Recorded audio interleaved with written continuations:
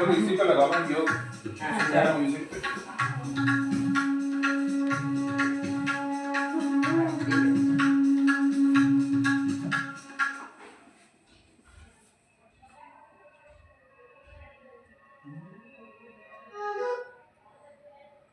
इसमें वायरस है। ओ में ही तो लगा। नहीं मैं कुछ नहीं कर रहा हूँ, इसी में कुछ गड़बड़ है फोन में। चलो।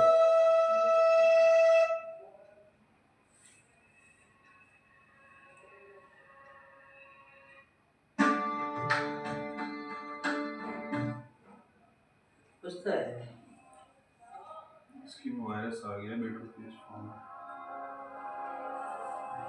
ठीक है, ये जीवन पे ताक चढ़ा है, ऐसा ध्यान लगाओ कि पाल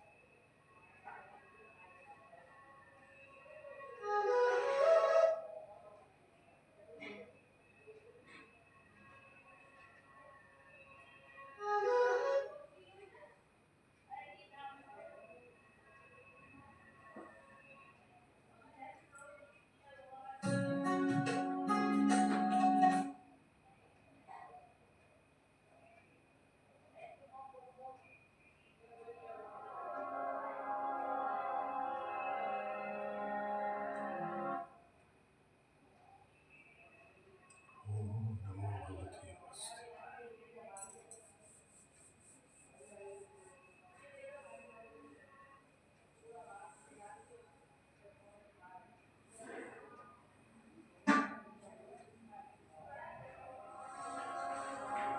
Disconnected.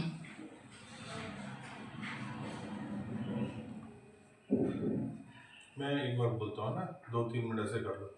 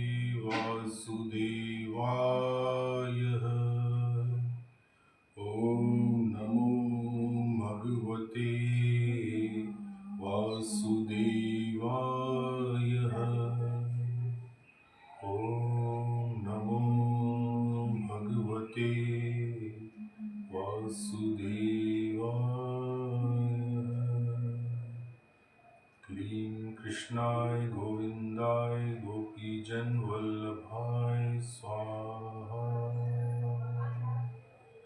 क्लीं कृष्णाय नमः।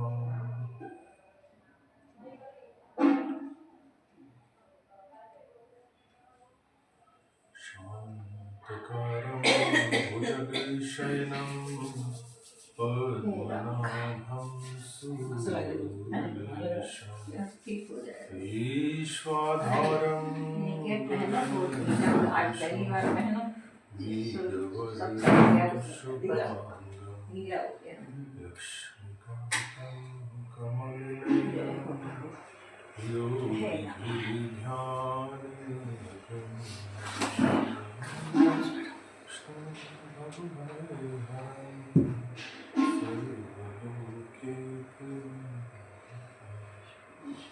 अब बीच में प्रयास करेंगे कि मतलब कि ऐसे ही मतलब भगवान से संयुक्त होकर एक ऐसा ध्यान करने की ना फ्री स्टाइल में करेंगे, मतलब अपने सहज रूप से इसे होता है ना एक सहज समाधि जैसी लगाने की प्रयास करेंगे कथा के बीच में। अभी पहले आज का पाठ्यक्रम आगे बढ़ाते हैं, उसके बाद फिर करते हैं।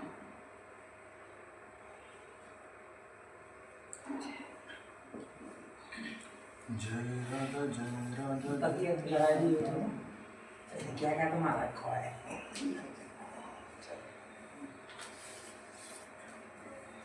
श्री राम जी कृपा कीजिए।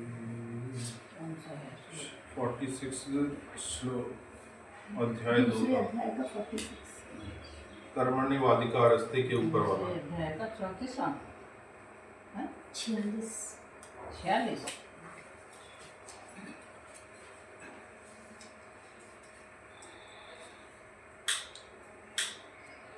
ये श्लोक ने तो क्रांति ला की ना कर्मण्यवाधिकारस्ते, तो ये तो कई बार सुना है। इतना ज्यादा पॉपुलर है नहीं, उसके ऊपर वाला है हमारा आज का।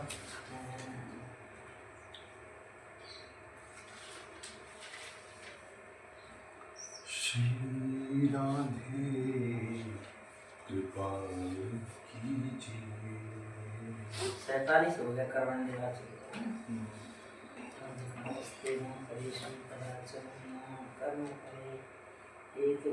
यावान अर्थ उद्पानी सर्वतः समतुल्के तावान सर्वेषु विदेषु ब्राह्मणस्य विचारता। यावान अर्थ उद्पानी सर्वथा संपतो उदके तावान सर्वेषु वेदेषु विजानतः।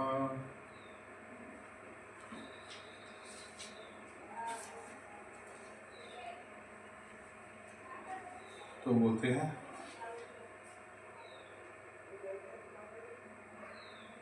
सब ओर से परिपूर्ण जलाशय के प्राप्त हो जाने पर, ठीक है, छोटे जलाशय में मनुष्य का जितना प्रयोजन रहता है, ब्रह्मा को तत्व से जानने वाले ब्राह्मण का समस्त वेदों में उतना ही प्रयोजन रह जाता है। ठीक है, तो ये असली ब्राह्मण की देखो इसमें परिभाषा भी इसमें अपने आप आ गई। ठीक है ना, कि ब्रह्म को जो तत्व से जानने वाला ब्राह्मण है, यानी कि जो ब्रह्म को तत्व से जान गया, वो किसी भी जाति वर्ग का हो, अगर उसने ब्रह्म को तत्व से जानने वाला ब्राह्मण है तो वो उसका फिर वेदों से उतना ही प्रयोजन रह जाता है। ठीक है, पहले तो हम लोग बोलते हैं कि वेद पढ़ो, शास्त्र पढ़ो, उपनिषद पढ़ो, भगवद गीता पढ़ो, जो कि जरूरी है, क्योंकि ये पढ़ने के बाद फिर आप वहाँ तक नहीं पहुँच सकते। लेकिन इसकी आगे की अवस्था के विषय में बताया गया है कि वह जिसने ब्रह्म को तत्व से जान लिया है, सब ओर से परिपूर्ण जलाशय प्राप्त हो जाने पर, ठीक है, बड़ा जलाशय मिल जाए तो छोटे का कोई मतलब नहीं रहता। जैसे कोई कह रहा है कि भाई बहुत प्यास लगी, पानी दे दो, तो एक बंदा छोटी सी कटोरी में पानी लेके उसके पास आया, एक बंदा उसको ग्लास भर के बड़ा सा और वो लेके आ गया, तो वो उसको देखेगा कि बड़ा ग्लास और पकड़ेगा, वो उससे वो परिपूर्ण हो जाएगा, उसकी प्यास पूरी बुझ जाएगी और उससे उसका मनोरथ सिद्ध हो जाएगा। तो इसी प्रकार जो ब्रह्म को तत्व से जान लेता है वो है, उसका प्रयोजन फिर छोटे जलाशय से नहीं रहता। इसी प्रकार से ये वेद शास्त्र उपनिषद ये सब हमें किताबें लेके, क्योंकि हमें मतलब वहाँ तक पहुँचना है, इसलिए हमें इनका सहारा लेना पड़ रहा है, क्योंकि हम बहुत गिरे पड़े और दुर्दशा में पड़े हुए हैं हम लोग। ठीक है, इसीलिए। लेकिन जैसे ही हम वो ब्रह्म को तत्व से जान के हम उसमें स्थित हो जाएंगे तो इनसे कोई भी मतलब वो नहीं रहेगा, ठीक है। इसका मतलब ये नहीं कि इनका अनादर है। वो व्यक्ति ब्रह्म को प्राप्त होने के लिए भी वह मतलब बाकी साधु सन्यासी के साथ वो भी गीता का पठन करता है, वो भी भगवान का पूजन आरती करता है। लेकिन जैसे हनुमान जी हो गए या फिर बाकी सिद्ध पुरुष हो गए तो उनको कोई आवश्यकता ही नहीं है, वो तो हमेशा ही उन्हीं में स्थित है। वो ब्रह्म तत्व में स्थित है। ब्रह्म को तत्व से जान लिया। तत्व से जान लिया मतलब ब्रह्म ही सब कुछ है एक्चुअली। ये भगवान ने बार बार कहा है, वही तत्व से जानना होता है। लेकिन उस तत्व से उस तक पहुंचने में ही बहुत मेहनत करनी पड़ जाती है, क्योंकि हमारा पीछे का अभ्यास है, ठीक है। ये ऐसे ही है जैसे कि आपको मतलब बहुत बड़ा रथ चला रहे हो और उसमें मतलब कि कई घोड़े लगे हैं और हर एक घोड़ा मतलब अलग अलग तरीके की कमांड से ही रुकता है ना। तो आप उस और मतलब आपको पता चलेगी बस ये अमुक जगह जो आ गई, या बड़ी तेजी से दौड़ रहे हो उस रथ में और आपको एकदम से पीछे से कोई आवाज़ लगाता है कि आपको जहाँ पहुँचना था वहाँ पहुँच चुके, तो आप क्या करोगे? अपने रथ को रोकने का प्रयास करोगे, है ना। तो आप में से कई लोग जितना दिख रहे हो उससे भी आगे आपका ज्ञान पहुंच चुका है, लेकिन दिखने में कोई व्यक्ति आपको साधारण रूप से समझता है। तो आपकी स्थिति उसको ऐसी क्यों दिखाई पड़ रही है? क्योंकि आप अभी अपने रथ को रोक रहे हो, है ना। आप अपने रथ को रोकने का प्रयास कर रहे हो, है ना, जितना भी ज्ञान बल से, बुद्धि बल से और वो करने से। तो वो जो सिद्ध पुरुष है उसको पता चले कि हाँ मेरा गंतव्य आ चुका है, तो वह उस रथ को रोक रहा है, हर एक घोड़े को कमांड दे रहा है। उसके बाद रथ में कुछ जंजीरों को खींच रहा है, लेकिन वो खींचते खींचते उसका रथ चलते हुए ही प्रतीत हो रहा है जैसे बाकी लोगों का रथ चल रहा है। तो ऐसे ही उस संत का जीवन, किसी का संत का जीवन भी ऐसा लगता है, ये भी रोज उठ के भोजन कर रहा है, ये भी रोज उठ के स्नान कर रहा है, अपने कपड़े धो के सुखा रहा है और फिर कपड़े पहन रहा है, ये तो हमारी तरह ही जी रहा है ना। लेकिन वो अपने रथ को, उसको मालूम पड़ गया मेरा जगह पे आ गया, लेकिन उसको ब्रेक लगाने में, उस रथ को रोकने में थोड़ा समय लगता है और तब तक वो प्रभाव चल रहा होता है। तो आपको वो वैसे व्यवहार करता हुआ प्रतीत होगा। वो एक्चुअल में समाधि में जा चुका है, उसको मालूम पड़ गया कि ये समाधि की स्थिति आ चुकी है। लेकिन ये जो पीछे का ये माया का ऐसा मतलब कि जो चक्कर है, जो मतलब सिद्ध पुरुष भी हो चुका है उसको भी माया पे ब्रेक लगाने में समय लगता है। आप ये सोचो ना, और जो माया के प्रभाव में अभी भी जी रहे हैं उनका तो मतलब पूछे नहीं, मतलब है ना। माया में जी रहे तो पूछे। अभी यहाँ किसी को बताया दिया कि तुम्हारा मतलब कि तुम यहाँ के मतलब नगर परिषद या एमएलए किए जाते हो, यहीं पे अपनी कॉलोनी में कहीं किसी को मिले तो आप देखो मतलब रोज ऐसे बैंड बाजे और शोर मच मच के पूरा मतलब कि तबाह कर देंगे इस मतलब इसकी सुख शांति इतने सुख और हर्षोल्लास में जो है वो हो जाएगा। तो वो और नतीजा कुछ नहीं, अधीर अधीर हो जाते हैं, है ना। तो वो इतने अधीर हो जाते हैं, बड़े बेचैन हो जाते हैं, कहते हैं आज तो पार्टी है और अब पार्टी जो है कई हफ्तों तक चलेगी ना। उनको मतलब वो बेचैनी सहन नहीं होती, अपने सुख की बेचैनी सहन नहीं होती। तो उन्हीं के लिए कहा जाता है कि सुख भी उन्हें भोगना पड़ता है और दुख भी फिर उन्हें भोगना पड़ता है ना। सुख को भी भोगना पड़ता है। उनके लिए सुख आनंद की तरह नहीं होता, वो एक तरह से भोगने जैसा होता है कि लो मतलब अब सुख आ गया, अब तो भोगना पड़ेगा, अब तो 10 लोगों को पार्टी देनी पड़ेगी, खुद भी मतलब चीखना पड़ेगा, है ना, और अच्छे अच्छे महंगे कपड़े पहनने पड़ेंगे, बड़ी बड़ी गालियाँ इकट्ठी करनी पड़ेंगी। तो ये मतलब उनको सुख भोगना पड़ जैसे सेलिब्रिटी होते हैं उनको कहते हैं कि 10-20 करोड़ बताएं समभाव में रहना चाहिए, न सुख में ज्यादा खुश हो न दुख में ज्यादा दुखी हो। ऐसा आदमी बन जाए तो सब कुछ समझो पा लिया, बहुत सब पा लिया फिर। मतलब सम तो हर समभाव से इसे ये मतलब भगवान ने भगवत गीता में सदियों पहले ही लिखा हुआ है ना। और ये तो सनातन ज्ञान है ना, समभाव में रहो, ना तो मतलब ज्यादा हर्षित हो ना मतलब सुख में और ना ही दुख में। इसे इतना प्रैक्टिकल ज्ञान इसमें दिया हुआ है, बताओ ना। लोग कहते हैं कि आप ये क्या पूजा पाठ करते हो, ये सब प्रैक्टिकल ज्ञान है ना। आप सीधे लिखा है कि आप ज्यादा सुख आने पे एकदम से हर्षित ना हो और ज्यादा दुख आने पे बिल्कुल दुखी मत हो, है ना। ज्यादा भोजन करके भी अपने आप को परिपूर्ण मत करो और कम भोजन भी मत करो कि बिल्कुल सूख के पिंजर हो जाओ, ये भी लिखा है ना। सम भोजन करो, है ना।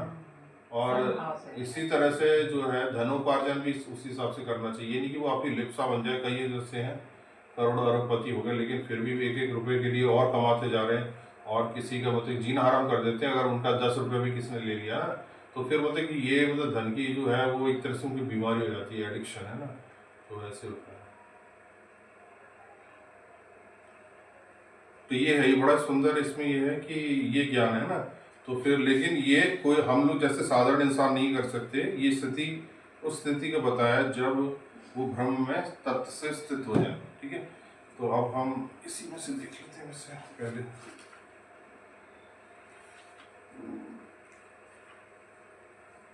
अब जो ब्रह्म तत्व में तब लीन हो गए, हम तो रोज डेली 2 घंटे सब सामूहिक योग करें बैठ के, हैं ऐसा कुछ हो, सामूहिक बैठे हम सब लोग, फिर अपने योग ध्यान करें और सब धार्मिक टॉपिक पर चर्चा हो, तब फिर हमारे अंदर धीरे धीरे प्रगति होगी, तब अंतर मन में तब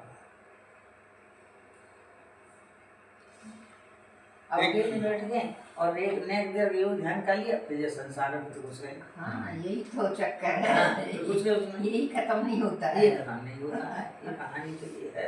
इसी उद्देश्य से ग्रुप मेडिटेशन का मतलब मैं शुरू करने जा रहा हूँ एक्चुअली कार्यक्रम अभी, तो आगे चल के तो इनवाइट जो भी है योग शुरू करें सुबह ग्रुप मेडिटेशन 1 घंटा का मतलब ये तो अपना कार्यक्रम है, ये तो चलता ही रहेगा ना, लेकिन जो है वो मतलब कि वो भी प्रयास से शुरू कर रहे हैं। हम ये सब घर के काम खत्म हो जाए तक घर के काम ही चले जा रहे हैं, सुख शांति जो है अगला मतलब नीचे चल रहा पेंटर। हाँ किराए पे उठ के अभी नहीं, अब वो जो एक आदमी अंदर घुस के देख रहा था ना, जो ये भी कई आ चुके हैं 5-6 उस दिन मैं शाम को बैठी थी तो मैं सामने से देखा कि वो आशु के यहाँ जो रहता है वो अंदर आके देख रहा था।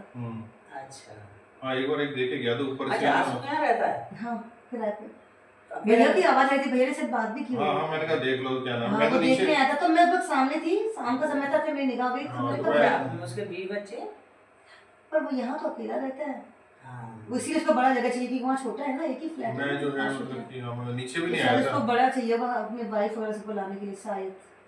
उसको मैंने अंदर आते देखा आपके घर के, तो मुझे लगा शायद उठ गया आपका। ना अभी नहीं, अभी तो अभी मना कर दिया है, लेने को यार 2 लड़के आए थे होटल के आए थे और मतलब कि वो तो मतलब लेने को रेडी थे, लेकिन उनका कुत्ता था मतलब ना बड़ा वाला, वो जो नहीं है जो एंटरटेनमेंट मूवी में अच्छा अच्छा हाँ आजकल वो चल रहा है ना वो कुत्ता फेमस गोल्डन हाँ पता है वो कुत्ता हमारे यहाँ पे कुत्ता गोल्डन रिट्रीवर।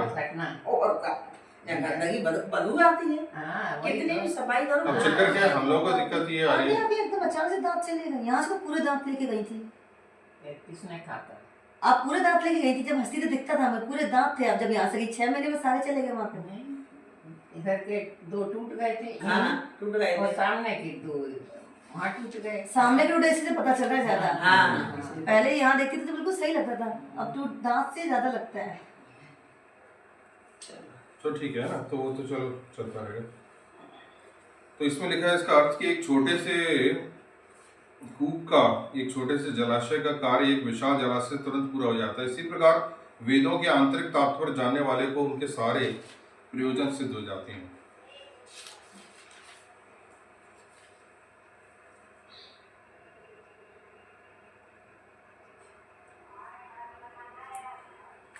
जीवात्मा भगवान के अंश स्वरूप है, अतः प्रत्येक जीव द्वारा कृष्ण की भावना को जागृत करना वैदिक ज्ञान की सर्वोच्च पूर्ण अवस्था है।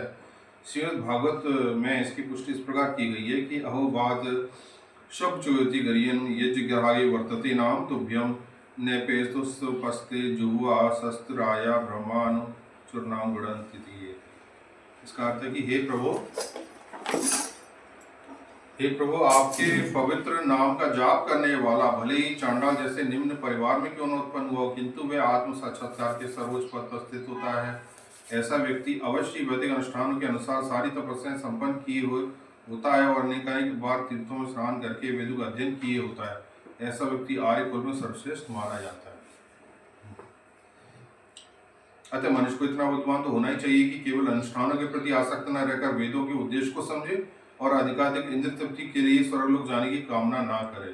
इस युग में सामान्य व्यक्ति के लिए न तो वैदिक अनुष्ठानों के समस्त विधि विधानों का पालन करना संभव है और न सारे वेदांत तथा उपनिषद का सर्वांग अध्ययन कर पाना सहज है। ठीक है, क्योंकि 18 पुराण और मतलब कि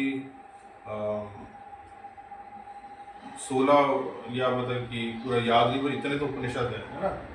उपनिषद जो है बहुत हैं इतने, और ये उपनिषद सभी बड़े मूल्यवान रखते हैं। तो उन सब का अध्ययन करना और 18 पुराणों का अध्ययन करना, 4 वेदों का अध्ययन करना, इस एक के जीवन में किसी के और आज के समय तो बहुत असंभव सा है। तो ये तो है नहीं संभव। तो क्या लिखा है, वेदों के उद्देश्य को समझे, है ना। वेदों के उद्देश्य को संपन्न करने के लिए प्रचुर समय, शक्ति, ज्ञान तथा साधन की आवश्यकता होती है। इस युग में ऐसा कर पाना संभव नहीं है, किंतु वैदिक संस्कृति का परम लक्ष्य भगवान नाम कीर्तन द्वारा प्राप्त हो जाता है, जिसकी संस्कृति पतितात्मक उद्धारक भगवान चैतन्य द्वारा की गई थी। तो इसमें ये लोग भगवान चैतन्य को मानते हैं, तो इसके लिए इनकी पुस्तक में वो दिया गया, उसी का उदाहरण दिया गया है कि जब चैतन्य से महान वैदिक पंडित प्रकाशानंद सरस्वती ने पूछा कि आप वेदांत दर्शन का अध्ययन न करके एक भावुक की भांति पवित्र नाम का कीर्तन क्यों करते हैं, तो उन्होंने उत्तर दिया कि मेरे गुरु ने मुझे बड़ा मूर्ख समझकर भगवान कृष्ण के नाम का कीर्तन करने की आज्ञा दी है। उनसे पूछा कि मतलब क्यों, मतलब उन्होंने सोचा कि बहुत ज्ञान की बात करेंगे, इसलिए उन्होंने क्या बोला कि मेरे गुरु ने कहा कि तुम बड़े मूर्ख हो, तुम बस कृष्ण का नाम का संकीर्तन करो। अतः उन्होंने ऐसा ही किया है, वे पागल की भांति भाववंत हो गए। इसी कलयुग में अधिकांश जनता मूर्ख है और वेदांत दर्शन समझ पाने में पर्याप्त शिक्षित भी नहीं है। वेदांत दर्शन के परम उद्देश्य की पूर्ति भगवान के पवित्र नाम का कीर्तन करने से हो जाती है। वेदांत वैदिक ज्ञान की पराकाष्ठा है और वेदांत दर्शन की प्रणेता तथा ज्ञाता भगवान कृष्ण है। सबसे बड़ा वेदांती तो वे महात्मा है जो भगवान के पवित्र नाम का जप करने से आनंद देता है। संपूर्ण वैदिक रहस्यवाद का यही चरम उद्देश्य है। तो इसमें से देखते हैं हम। मुझे तो और सब कामों से कीर्तन ही सबसे अच्छा लगता है, तो बस वही करती रहती हूँ। जैसे कोई क्लास 1 में है जो अभी मतलब भक्ति शुरू कर रहा है या बिल्कुल नास्तिक है या अभी बिल्कुल प्रारंभ भी कर रहा है ना, जो बहुत अज्ञानी है या ज्ञानी है ना, जो भी है मतलब ना, उसको मतलब कीर्तन करना, भगवान के नाम का संकीर्तन करना ये माना गया है। उसके बाद वो थोड़ा ज्ञानी हो गया, बहुत आगे पहुंच गया, तब भी वो कीर्तन उसके लिए माना गया है ना, परम उसमें पहुंच गया तब भी कीर्तन माना गया है। यानी कि कीर्तन जो है इसलिए बेस्ट ही होता है। इसलिए क्या नाम प्रेमानंद जी महाराज से जो कोई कुछ पूछता है कि भगवान इनकी ये समस्या है तो बताइए, तो नाम संकीर्तन करो।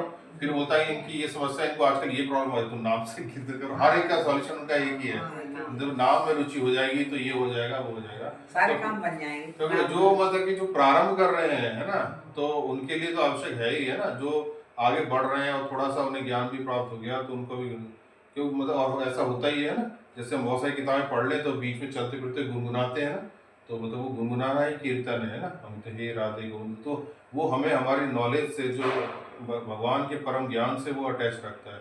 इसलिए मतलब जो संगीत और गायन को हमारे मतलब भारतीय संस्कृति बड़ी विशेष प्राथमिकता दी गई है, और नृत्य को भी फिर उसी के साथ जोड़ दिया गया है। नृत्य का मतलब होता है कि जब वो उसमें भगवान के प्रेम के आनंद में मग्न होकर जब झूमने लगता है पूरा जीव का शरीर है ना, वही नृत्य हो जाता है। और जब वो अध्ययन नहीं कर रहा होता और काम करते करते उससे जुबान से कुछ ना कुछ बोलना है तो उसे ही कीर्तन बोलते हैं। तो यानी कि हर अवस्था में है ना, यानी कि या तो इंसान बॉडी हिलाएगा या जुबान हिलाएगा या बैठ के पढ़ाई करेगा, तो तीनों ही मतलब जो है ईश्वर के लिए है। तो एक मतलब भगवान के लिए नृत्य करना, भगवान के लिए कीर्तन और भजन गायन करना, और फिर भगवान के लिए अध्ययन करना। तो जो अध्ययन कर रहा है ना, कोई साधु सन्यासी रोज रावण महाराज अध्ययन ना करे तो उनका वो टॉपिक सारे छूट जाए। जो इतने 80 वर्षीय हो गए और अभी भी प्रवचन करते हैं, वो डेली पढ़ते हैं ना। इनका रूटीन आप देखो, जिनको ये बड़े बड़े है ना, मुरारी बापी हो गए, रमेश भाई ओझा जी हो गए, वो चश्मा लगा के पढ़ते रहते हैं अभी ना, जो कि मतलब समझो 500 से ज्यादा भागवत कथाएं कर चुके हैं है ना। इतनी कथाएं तो कर चुके हैं, वो आज भी पढ़ते हैं, क्योंकि पढ़ना अगर छोड़ दिया तो वो निकल जाता है ना। तो पढ़ाई अपनी जगह होती है लेकिन कीर्तन अपनी जगह काम करता है। तो ये मतलब दोनों ही आवश्यक होते हैं। वो आपकी सारे चित्त की दशा को मार्जन करके और फिर उसमें लगाने के लिए प्रेरित करता है।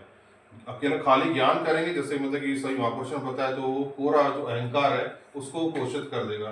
और जैसे आप नृत्य और गायन और ये सब करेंगे। प्रेमानंद जी ये कहते हैं, इसलिए कहते हैं ना कि ताकि पहले शुद्ध करो, शुद्ध करता है मन शुद्ध को। करो। अगर आप ये कहते हैं राधे राधे राधे राधे, तो वो पहले आपको शुद्ध करता है। तो शुद्ध 90% करके वो ज्ञान होता है, ज्ञान होते ही तब आपके आगे आप निर्णय ले पाते तो आगे आप अपने आप चलने में, जैसे बच्चों को पहले चलना शुद्ध सिखाना करने पड़ता के है। लिए पहले नाम एक बार चलना सीख गया, एक बार बच्चे को 12th करा दी है ना, तो आगे वो अपना कैरियर जहाँ जाएगा कैसे कर रहे हो। तो वो पहली वाली जो 90% लोग हैं, जो 80% लोग जैसे हैं, उन्हीं के लिए वो बताते हैं। तो वो मतलब कि उन्हीं के लिए आवश्यक है भी। तो इसलिए सब चीज का सॉल्यूशन नाम के साथ, क्योंकि पहले शुद्ध तो हो जाओ। मेजॉरिटी तो वही है। जब आप शुद्ध हो जाओगे तो आपका दिमाग अपने आप काम करेगा कि क्या करना है। क्योंकि कई महापुरुष संत आते हैं उनके पास, जो कि मतलब कि इतने मतलब ज्ञानी है, पता नहीं कितने ग्रंथ पढ़ चुके हैं ना, उनके सामने वो नाम की महिमा ही बोलते हैं कि आप मुझे नाम की महिमा वाला कुछ श्लोक सुनाओ, या फिर नाम की महिमा उनके सामने भी बोलते हैं, क्योंकि जबकि वो इतना पढ़ चुके हैं सब भी ना, क्योंकि इसकी महिमा कभी खत्म नहीं होती।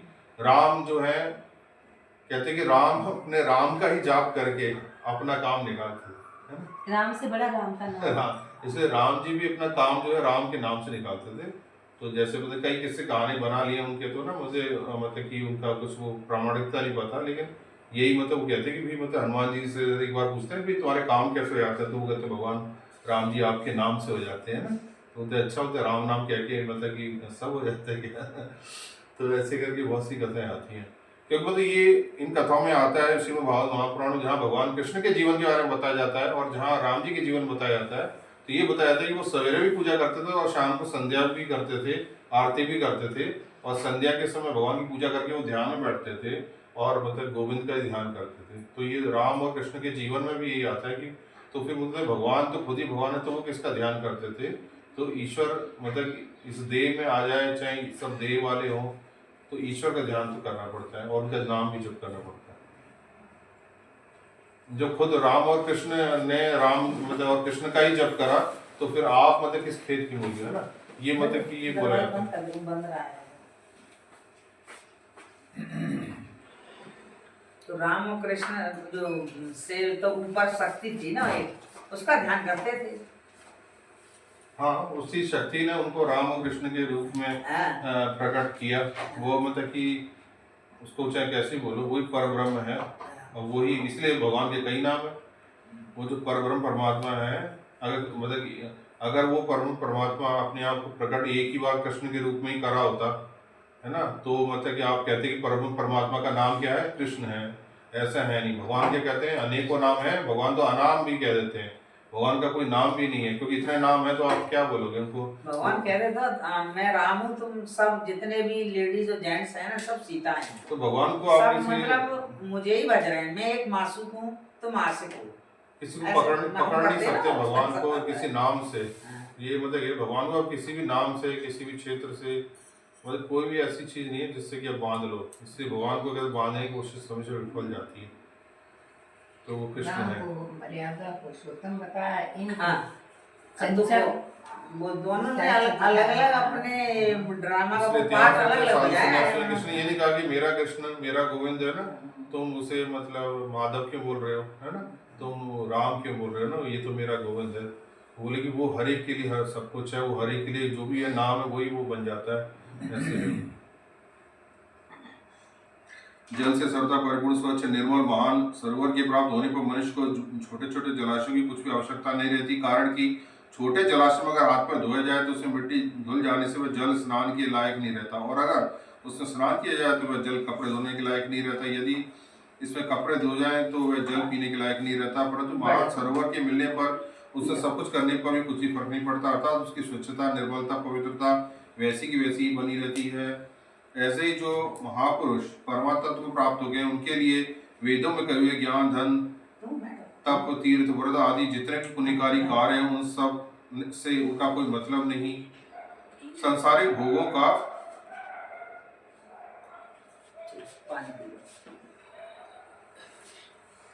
जो परमात्मा को जानने वाले हैं और वेदों तथा शास्त्रों के तत्व को भी जानते हैं, उन महापुरुष को यहाँ ब्राह्मण से विजानतः पदों से कहा गया। तावान कहने का तात्पर्य है कि परमात्मा तत्व की प्राप्ति होने पे, ये आप अपने उसमें देख सकते हो जो बताइए, इसमें हर एक वर्ड को लेकर बताया गया, समझाया गया।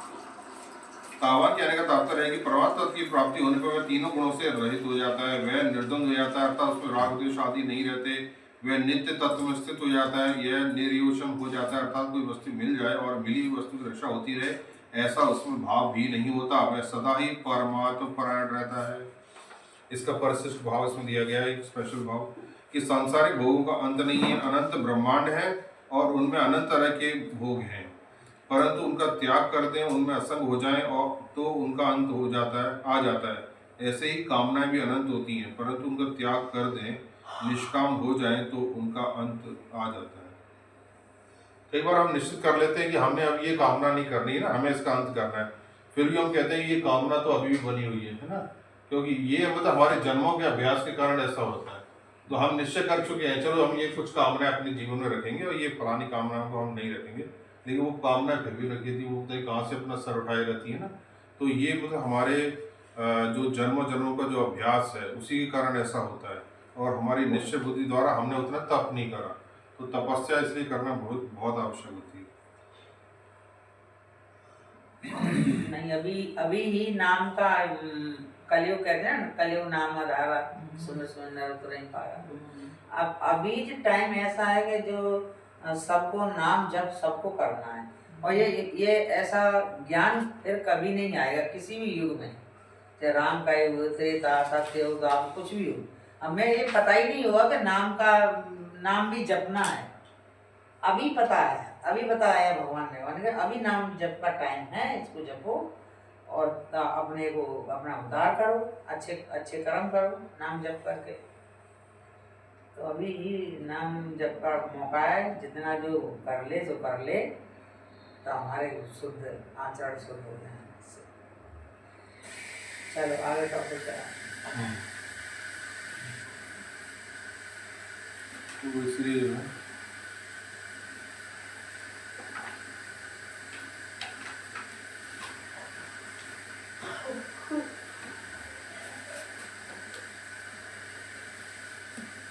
तो आज श्रीमद् भागवत महापुराण से हमने कथा ली है, जो मतलब आप एक बार बता रहे थे ना कि भगवान श्री कृष्ण के विवाहों की लीला है ना, तो वो हम ले ली। भगवान के विवाह कैसे हुए, तो चलो उसको लेते हैं, थोड़ा सा चेंज हो जाएगा भगवान की ही लीला में ही।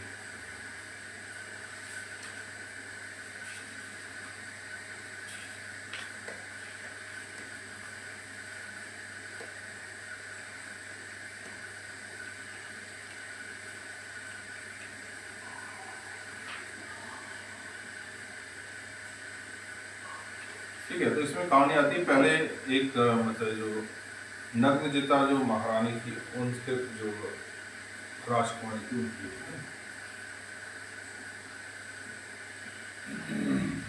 अवंती उज्जैन देश के राजा थे विंद और अनुविंद, ठीक है, उनसे पहले एक और थे ना। वे दुर्योधन के वंशवर्ती तथा अनुयायी थे। उनकी बहन मित्रविंदा ने स्वयंवर में भगवान कृष्ण को ही अपना पति बनाना चाहा, परंतु विंद और अनुविंद ने अपनी बहन को रोक दिया। परंतु मित्रविंदा श्री कृष्ण की बुआ राजादी देवी की कन्या थी। भगवान श्री कृष्ण राजा की भरी सभाओं से बलपूर्वक हर ले गए सब लोग, और यह सब देखकर कुछ नहीं कर पाए। ठीक है, मित्रविंदा जो भगवान की जो 8 पटरानी में से एक है। 8 पटरानी याद है, सत्यभामा, रुक्मणी है ना, मित्रविंदा और उनकी जामवंती है ना, ये सब, तो उन्हीं में से ही मित्रविंदा एक है। उसके बाद कौशल देश के राजा थे नग्नजित, वे धार्मिक थे। उनकी कन्या का नाम था सत्या। नग्नजित की पुत्री होने से वह नग्नजिती भी कहलाती थी। नाग्नजिती, ठीक है, नाग्नजिती प्रॉपर वर्ड है। परिषद राजा की प्रतिज्ञा के अनुसार उन्होंने मतलब एक स्वयंवर जैसा रखना चाहा। अनुसार 7 दुर्दांत बैलों पर विजय प्राप्त न कर सके कारण कोई राजा इस कन्या से विवाह न कर सका। उनके पास ऐसे 7 बैल थे जो कि बहुत खतरनाक थे, उनको कोई कंट्रोल नहीं कर पाया। उसका कारण था कि उनके सींग बड़े तीखे थे और वो मतलब किसी भी वीर पुरुष को सहन नहीं कर पाते थे। जब भगवान कृष्ण को यह समाचार मिला तो उन बैलों को सुना कि जो उन बैलों को जीत लेगा उसे सत्या प्राप्त होगी। तब बड़ी सेना लेके कौशलपुरी पहुंचे। कौशलपुरी महाराज ने बड़ी प्रसन्नता से उनका सत्कार किया। फिर उनकी कन्या ने सत्या ने देखा कि मेरे चिर अभिलषित रमाराम भगवान कृष्ण पधारे हैं। तब उन्होंने मनी मनी अभिलाषा की, यदि मैंने व्रत नियम आदि का पालन करके इन्हीं का चिंतन किया है तो यही मेरे पति हो, मेरी विशुद्ध रासक हो। नाग्नजिता सत्या मन ही मन सोचने लगी, भगवती लक्ष्मी, ब्रह्मा, शंकर, बड़े लोकपाल जिनके पद पंकज का पराग अपने सिर पर धारण करते हैं, जिन प्रभु ने अपनी बनी हुई बनाई मर्यादा का पालन करने के लिए समय समय पर अनेक लीला अवतार ग्रहण किए, वे ही प्रभु किसी धर्म व्रत या अथवा नियम से प्रसन्न होंगे। वे तो केवल अपनी कृपा से ही प्रसन्न हो सकते हैं।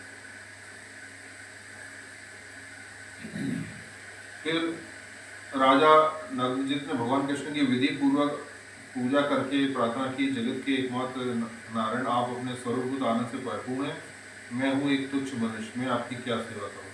परीक्षित राजा नाग्नजित का दिया हुआ आसन पूजा स्वीकार करके भगवान के संतुष्ट से उन्होंने मुस्कुराते मेघ के समान गंभीर वाणी से कहा, राजन जो क्षत्रिय अपने धर्म में स्थित है उनको कुछ भी मांगना उचित नहीं है। धर्मज्ञ विद्वानों ने उनके इस कर्म की निंदा की है, फिर फिर भी मैं आपसे सौहार्द का प्रेम का संबंध स्थापित करने के लिए आपकी कन्या चाहता हूँ। तो फिर राजा ने ये कहा कि ठीक है, मतलब आप कन्या चाहते हैं, लेकिन एक्चुअली मैंने तो प्रण किया हुआ है कि जो इन 7 बहनों को वो करेगा तभी, है ना। भगवान वीर से कृष्ण, हमारे ये 7 बैल किसी के वश में न आने वाले और बिना सदैव हुए, उन्होंने बहुत से राजकुमारों के अंगों को ही तोड़ डाला है। श्री कृष्ण, यदि आप इन्हें आप ही नाथ लें, अपने वश में कर लें, तो हे लक्ष्मीपति, आप ही मेरी कन्या के लिए अभीष्ट होंगे। भगवान श्री कृष्ण ने राजा नग्नजित का ऐसा प्रण सुनकर कमर में फेंटा कसा और 7वां रूप बनाकर खेली खेल में उन बैलों को नाप दिया। इससे बैलों का घमंड चूर गया, उनका बल परश भी जाता रहा। जब भगवान कृष्ण उन्हें रस्सी से बांध दिया और खींचने लगे, जैसे खेल में खेलते समय नन्हा बालक काट के बैलों को घसीटता है, तब राजा को बड़ा विस्मय हुआ और फिर विधि पूर्वक उनका पाणी ग्रहण हुआ। अच्छा, एक और चीज मैंने नोटिस करी, अभी इसी कथा पढ़ रहे थे कि जब रुक्मणी जी का विवाह हुआ था, वहां पे उनका भाई था, वो पंगा कर रहा था, वो मतलब विरोध हुआ, लेकिन उनका जो पिताजी थे, है ना, रुक्म जो राजा थे, वो मतलब भगवान कृष्ण को वो भी ऐसे ही आदर पूर्वक उनका सत्कार करने आए थे। जब उसने रुक्मणी के भाई ने किसी को न्योता नहीं दिया था, भगवान कृष्ण को, यादवों को किसी को न्योता नहीं दिया था, उसने जानबूझ कर उनको मतलब लज्जित करने के लिए, ठीक है। लेकिन वो आए, जब वो आए तो वहाँ पे सब राजा लोग ठहरे थे, जो बारात की जो सब राजाओं को अतिथियों को सत्कार करने के लिए अलग से पंडाल बनाए गए थे ना, जहाँ सब लोग रुकाया गया था। तो वहीं पर भगवान कृष्ण पहुंचे तो राजा वहाँ पे आए और उन्होंने बड़ा उनका सत्कार किया, आदर किया। और यहाँ भी आप देखो, ये राजकुमारी को तो भगवान ने एक्चुअल में किसी का हरण नहीं किया, है ना। आप ये सोचो, मतलब उनके जो भी राजकुमारियां थी, उनके पिताजी की जो है मर्जी थी, है ना। तो मतलब ये आप देखो ना, ये कहते हैं ना भगवान हरण करके ले गए ना, भगवान मतलब कि जो है, मतलब किसी को मान लो किसी को घर में पता ही नहीं, कोई इसको जानता नहीं कौन हमारी लड़की को ले गया है, जैसे आज के जमाने की बात करें, ऐसा केस कोई नहीं था ये, है ना। कोई भी ऐसा केस नहीं था कि भगवान जो है किसी की हरण करके ले गए। जो लोग यहाँ से प्रेरणा लेने की कोशिश करते हैं ना, ऐसा कुछ भी नहीं था। यहाँ भी वो राजा का पूरा मन है, वहां भी ऐसे ही था, राजा जनक का मन था कि, है ना, और सीता का और राजा जनक का दोनों का ही मन हुआ था कि ये राम जी हैं, इन्हीं से विवाह हो, तो है ना, तो सबका ही मन हो रहा था। तो ऐसे ही मतलब यहाँ पे भी ऐसे ही था कि सब जानते थे कि ये मतलब सबसे पावरफुल हैं और भगवान कृष्ण के साथ संबंध हो तो सबसे ही अच्छा है। तो यहाँ पर भी ऐसे ही हुआ।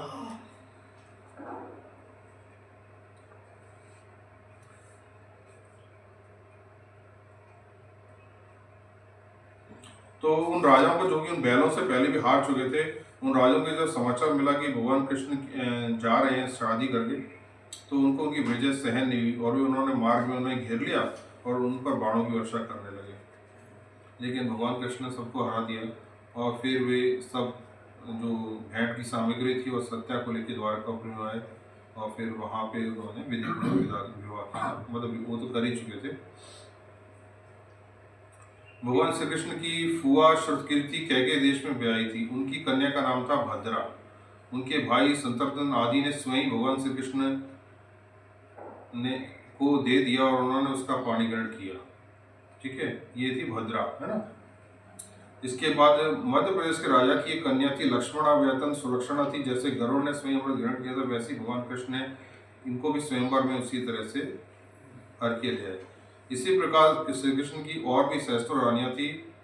उनको भौमासुर ने वे परम सुन दिया। वे भौमासुर को उसको मारा और फिर बंदी गृह से उन्हें छुड़ाया था भगवान, ठीक है। तो उसके बारे में भी पढ़ते हैं। तो हमने यहाँ पर किसको देखा? सबसे पहले हमने देखा मित्रविंदा को, है ना। मित्रविंदा, उसके बाद नग्नजिता जिनको सत्या भी कहते हैं, और उसके बाद फिर नहीं, ये इनको सत्या नहीं बोलते, सत्यभामा भी तो एक है, वो अलग है। तो ये इनको सत्या बोलते हैं और इनका मतलब दूसरा एक्चुअली सत्या बोल के कंफ्यूजन हो जाएगा सत्यभामा से ना, इससे इनको नागनजिता मित्रविंदा नागनजिता, उसके बाद श्रुतकीर्ति की भद्रा, लक्ष्मणा, है ना। तो ये हो गए। तो 1 2 3 4 है ना, 4 ये हो गई, और सत्यभामा और रुक्मणी और जामवंती, है ना, वो 3 और हो गए। और लक्ष्मी राधा थी, राधा वो रानी में से नहीं आती है, वो तो मतलब कि वो तो है ही नहीं, अलग ही नहीं है। तो फिर तब राजा परीक्षित ने वो बंदी गृह से 101 रुक्मणी को 101 लिया, 16,000 वो 16,000 था। 16,000 तो ये 8 ही अलग होगी जो हम देख रहे हैं ना। अभी 7 हुई है, कोई नहीं, मिसिंग। बाकी वो सत्यभामा वगैरह वो हो गई ना, वो मतलब वो 7 तो गई। तब भी 7 ही हो रही है, एक है भी कोई। वो तो उससे छुड़वाई थी ना, तो वो नहीं राधा ही लक्ष्मी बनती है। नहीं ये 8 ही अलग नहीं है। नहीं, ये पटरानी नहीं थी, पटरानी थी। ऐसे गिनो, चलो ऐसे मैं बोलते जाता है गिनो में हो सकता है मिस करें। रुक्मणी 1 नंबर है ना, उसके बाद सत्यभामा ही 2nd नंबर की थी जो लाडली ना, फिर जामवंती 3रे नंबर पे, और फिर यही वाली हुई है ना, मित्रविंदा, लक्ष्मणा, भद्रा, सत्य सत्य लक्ष्मण भद्रा, और फिर ये जो है लक्ष्मणा रेडी है, हो गई लक्ष्मणा गेम कर ली। ठीक है, कोई बात नहीं। तो एक ऊपर नीचे होंगी, देख लेंगे। कहीं ना कहीं होगा लिखा हुआ 8 हाँ, इस सब श्रृंखला में नहीं होगी शायद, इधर कहीं पे होगी। रुक जाओ, पहले इम्पोर्टेंट वो है मतलब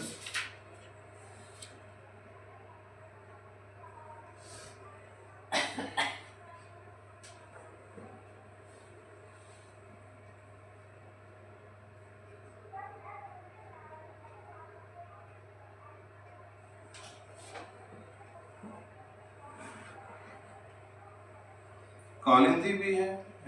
हाँ कालिंदी है, आगे यही है। तो वो हुई 8 ना। हाँ हो गई 8 कालिंदी। तो उनकी भी स्टोरी यहाँ लिखी हुई है। कालिंदी भी है भाई। ये भी बड़ी में मतलब कि स्टोरी है, जैसे आजकल मॉडर्न जमाने में जैसे हीरो लोग अपने वो जीप में जंगल में घूमते थे, पुरानी पिक्चरों में जैसे दिखाते थे सीन ना, ऐसी सीन था कि अर्जुन और कृष्ण रथ में ही ऐसे ही घूम रहे थे ना जंगल में ना, क्योंकि दोनों भी को मित्र थे, इससे पता लगता है। इसलिए तो अर्जुन जब भगवत गीता के समय बोलते हैं, अरे मैं तो मतलब आपको एक सिंपल एक मित्र समझता था, मतलब दोस्त, हे यादव और मतलब यदुवंशी ऐसे करके के हंसी उड़ाते, मस्ती करता था आपके साथ में, लेकिन मुझे नहीं मानता कि आप जो है मतलब विश्व स्वरूप भगवान है ना। तो ऐसे ही दोनों मित्र की भांति एक बार मतलब घूम रहे थे, तो अर्जुन शिकार खेलते खेलते थक गए, और बहुत अच्छे लग रहे हैं। जब वे यमुना जी के तट पे पहुंचे तो उन्होंने हाथ पैर धो के निर्मल जल पिया, तो उन्होंने वहां पर देखा कि एक परम सुंदरी कन्या वहां पर तपस्या कर रही थी। उस श्रेष्ठ सुंदरी का चेहरा बहुत ही अधिक सुंदर था। तो श्री कृष्ण ने फिर अर्जुन को उसके पास भेजा। तो अर्जुन बोला कि हे सुंदरी, आप कौन है, किसकी पुत्री हैं, कहाँ से आई हो, क्या करना चाहती हो। तो अपने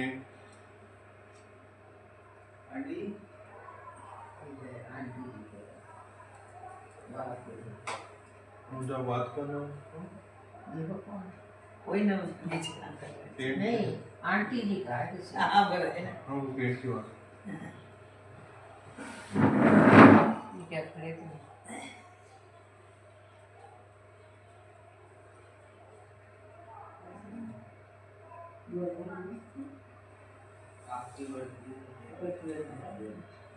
तो कालिंदी है वही यमुना कहलाती है ना।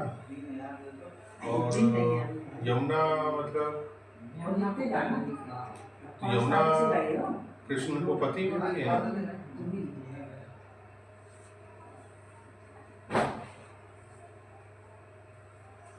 ठीक है।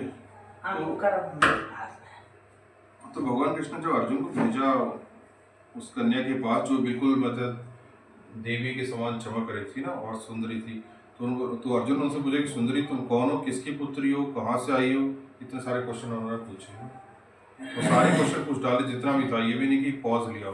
बोले कि तुम, हे सुंदरी तुम कौन हो, किसकी पुत्री हो, कहाँ से आई हो और क्या करना चाहती हो। मैं ऐसा समझता हूँ कि तुम अपने योग्य पति चाह रही हो, एक कल्याणी, तो अपनी सारी बात बतलाओ। तो कालिंदी ने कहा कि मैं भगवान सूर्यदेव की पुत्री हूँ, मैं सर्वश्रेष्ठ वरदानी भगवान विष्णु को पति रूप में पाना चाहती हूँ और इसलिए यह कठोर तपस्या कर रही हूँ।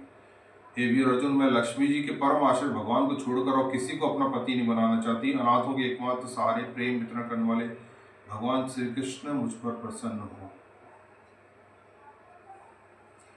नान्यम पति व्रणे वीर तमृते श्री निकेतनम तुष्यता मे स भगवान मुकुंदो नाथ संश्रह। मेरा नाम कालिंदी, यमुना जल में मेरे पिता सूर्य मेरे लिए एक भवन भी बनवा दिया है, उसी में मैं रहती हूँ। जब तक भगवान का दर्शन ना होगा मैं यहीं पे रहूंगी। लगता है कि वो घर के बाहर निकल के बाहर आ गई और प्रण करके कि मैं भवन में नहीं जाऊंगी। यमुना जी में घर बना हुआ है और उधर ही वो तपस्या कर रही है। अर्जुन ने जाकर भगवान श्री कृष्ण से सारी बातें कही। तो काफी इंटरेस्टिंग है। आपने क्वेश्चन पूछा था ना कि इतनी सारी शादियां कैसे हुई ना, तो हर एक शादी की अपनी रोचक कथा है। अर्जुन ने जाकर भगवान से सारी बातें कही। वे तो पहले ही ये सब कुछ जानते थे भगवान। तब उन्होंने कालिंदी को अपने रथ पे बिठाया और फिर वे महल आ गए।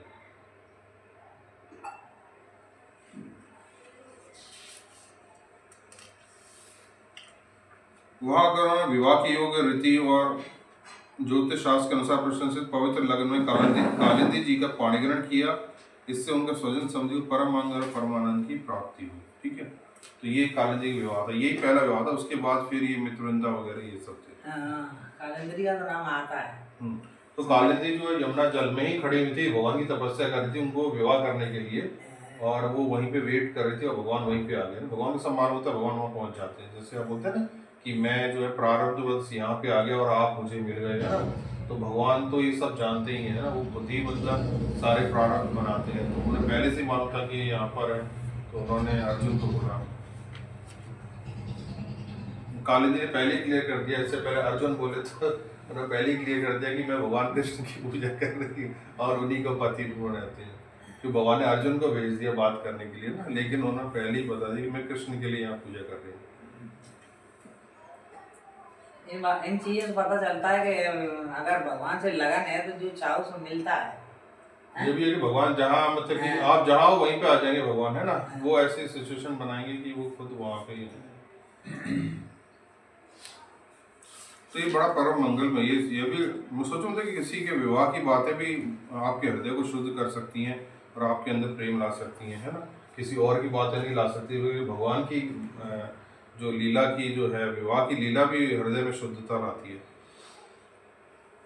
तो राजा परिषद ने जब ये बात उठी कि जब सुखदेव जी ने सुना रहे थे, तो उन्होंने बोला कि देखो इस प्रकार से इतनी रानियां तो हो गई, इसके अलावा 16,000 और थी जो भौमासुर ने कैद कर रखी थी। तो राजा परिषद फिर प्रश्न किया, हे भगवान, भौमासुर को जिसने इतनी स्त्रियों को बंदी में डाल रखा था, क्यों और कैसे भगवान ने उसका वध किया? आप कृपा करके उनका एक विचित्र चरित्र सुनाइए। तो उन्होंने कहा, देखो भौमासुर एक ने वरुण का छत्र, वरुण देव का छत्र उसने ले लिया था, अदिति माता की कुंडल और मेरु पर्वत से देवताओं का मणि पर्वत नामक स्थान छीन लिया था। इस सब पर सबके राजा इंद्र द्वारिका में आए और उन्होंने उसकी एक एक करतूत भगवान कृष्ण को सुनाई। तब भगवान कृष्ण अपनी प्रिय पत्नी सत्यभामा के साथ गरुड़ पर सवार होकर भौमासुर की राजधानी प्रागज्योतिष में पहुंच गए, है ना। तो ये आपने देखा होगा कि सत्यभामा एक बार गरुड़ जी पे सवार होकर कृष्ण के साथ ही युद्ध में गई थी, है ना। ये आपको एक घटना याद होगी ना, वो यही है ना, कि सत्यभामा एक बार भगवान कृष्ण के साथ युद्ध में गई थी और वो यही है।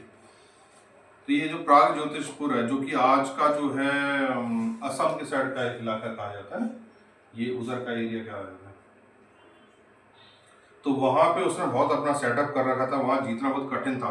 कैसे कि पहाड़ के चारों तरफ किलेबंदी थी, उसके चारों शस्त्रों का घेरा लगा था, है ना। पूरी मतलब कि जो पुरानी फिल्मों जैसे वो दिखाते थे, इतनी सारी जो है ना, इतनी सारी दीवारें हैं और स्पेशल ऑटोमेटिक उसमें सेटिंग कर रखी है। ठीक है, जो मतलब मॉडर्न चीजें वो इसमें भी लिखी हुई हैं। आप सोचो ना, जो मॉडर्न वर्ल्ड वार के टाइम पे यूज होती थी ना, वैसी चीजें। उसमें आगे बिजली की चार दीवारी थी, यानी उसमें इलेक्ट्रिक सप्लाई था, है ना? ऐसी मतलब एक दीवार थी।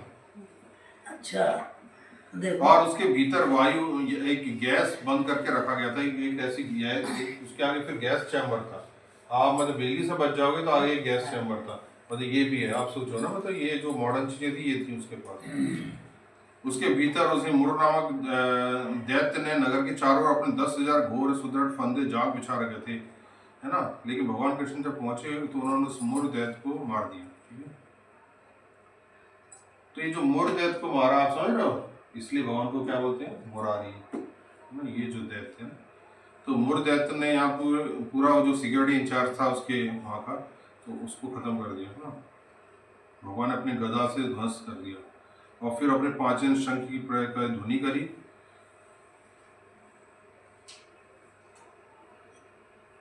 फिर ये मुर के साथ उसके संघर्ष को बताया गया कि मुर जो दैत्य था उसकी नींद टूट गई, उसके 5 सिर थे, वह जल के भीतर हमेशा सोता रहता था, यानी कि वो कोई मतलब शार्क टाइप से तो कुछ था।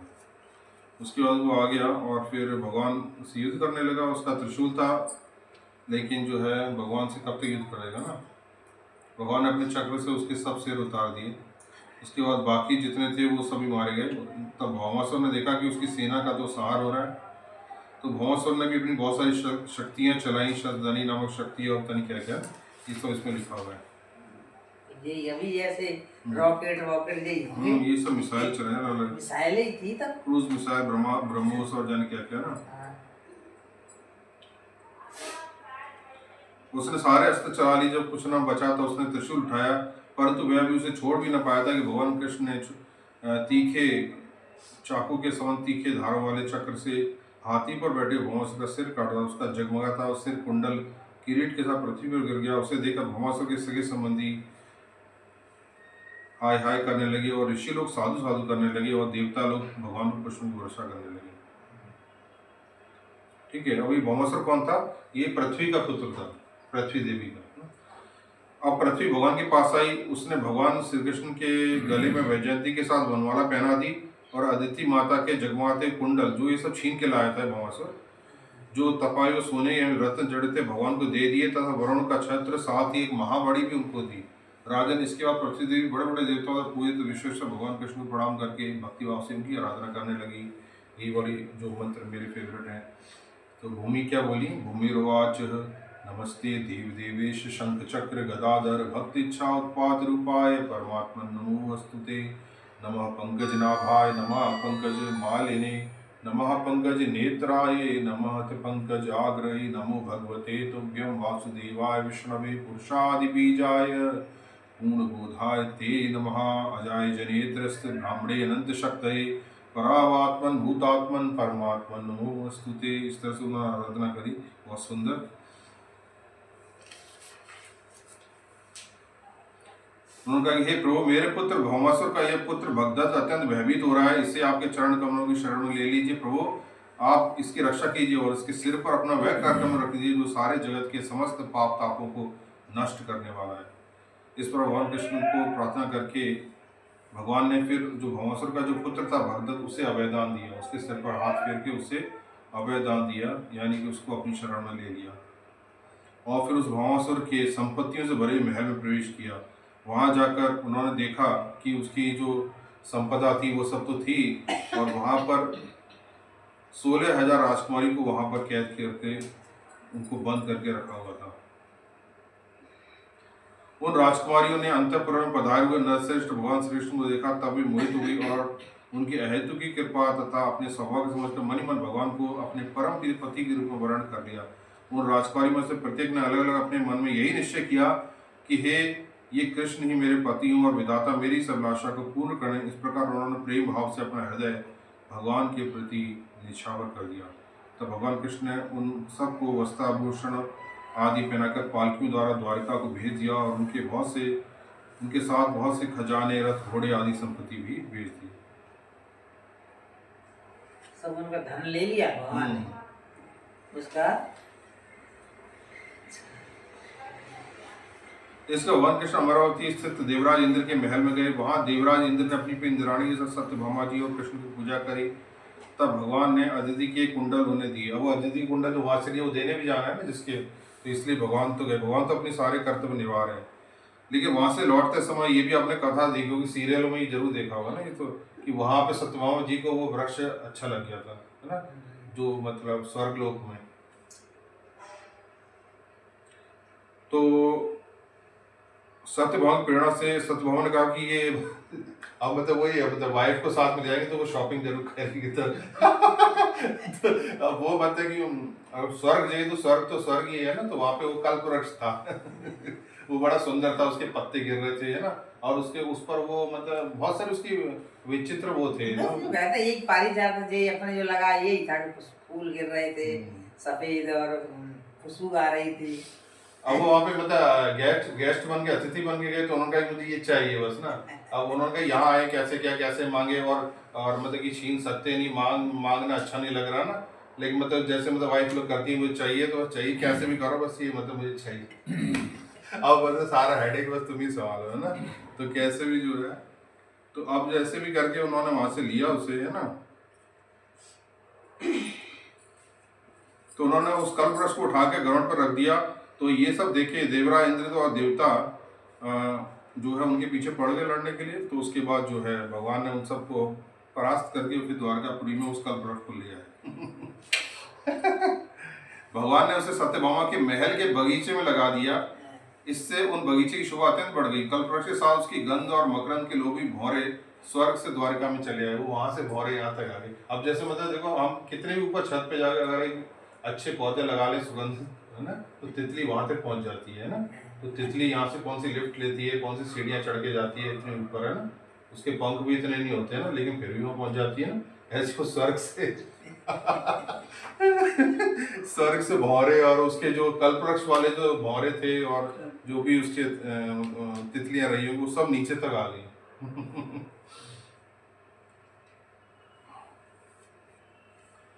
तो वो स्वर्ग के जो भी भौरे थे वो सब जो है द्वारकापुरी में आ गए। परिषद देखो से जब इंद्र का, तो परिषद को सुखदेव जी कह रहे हैं कि जब इंद्र को अपना काम बनाना था तो अपना सिर झुकाकर मुकुट की नोक रखकर भगवान कृष्ण के चरणों का स्पर्श करके उनसे सहायता की भिक्षा मांगी थी। परंतु जब काम बन गया तो कृष्ण से लड़ाई ठान ली उन्होंने। भगवान एक कल्पवृक्ष क्या ले जाने लगे, उनसे लड़ाई कर ली उसने, है ना। सचमुच ये देवता बड़े तमोगुणी होते हैं और सबसे बड़ा दोष इनमें धनाढ़ता का है। धिक्कार ऐसी धनाढ़ता का। तो ये मतलब विचार आप करना ना, यहाँ मतलब कोई काम ऐसा नहीं करना जो हम ये सोचे हम स्वर्ग मिल जाए, है ना। क्योंकि स्वर्ग के जो राजा इंद्र की तुम देख लो, उनकी सबसे बड़ी जो चीज बताई गई है कि धन का मद है उनमें, है? और धन के मद के कारण जो आपका पूजनीय है आप उसका भी अहित करने लगते हो। ये मतलब इसकी एक कहानी से ये है कि वो जानते हैं भगवान है, ये सब कुछ कर देते हैं, उनको ही उन्होंने बुलाया कि हमारी रक्षा करो, है ना। और वो उनकी कोई चीज ले जाने लगे तो देखो ना, जैसे हम यहाँ शांति से बैठे हैं, यहाँ पर कोई अमीर इंसान है, उसके घर से कोई चीज ले लो आप, है ना, मांग लो या कहीं छीन लो, तो देखो कैसे पीछे पड़ जाएगा। ये गलत भी तो है। ये तो गलत भी तो है। अब कृष्ण भगवान ने गलत तो किया, वहां से चीज उठा के ला रहे हैं तो वो तो विरोध करेंगे ना।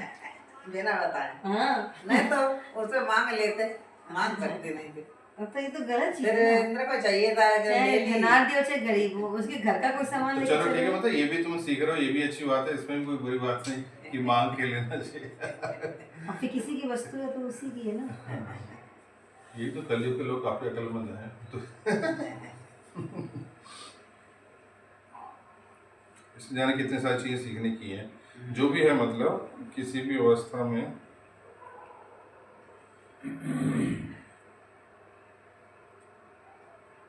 अच्छा, हिंदी में तो कल्पवृक्ष लिखा है, लेकिन जो है संस्कृत में इसे पारिजात लिखा है। यही है पेड़। अरे यही पेड़ है। हाँ, यही है मालूम मुझे तो।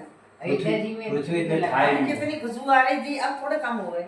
अयोध्या जी में भी ये ये पेड़ ऐसा तो हुआ होगा मंथन कलयुग में तो का- निकला था। तो ये कल पेड़ मंथन में निकला था। ये कलयुग के आते आते हो सकता है इसका प्रभाव। कल्पवृक्ष मेरे ख्याल से मंथन में निकला था ना आंटी।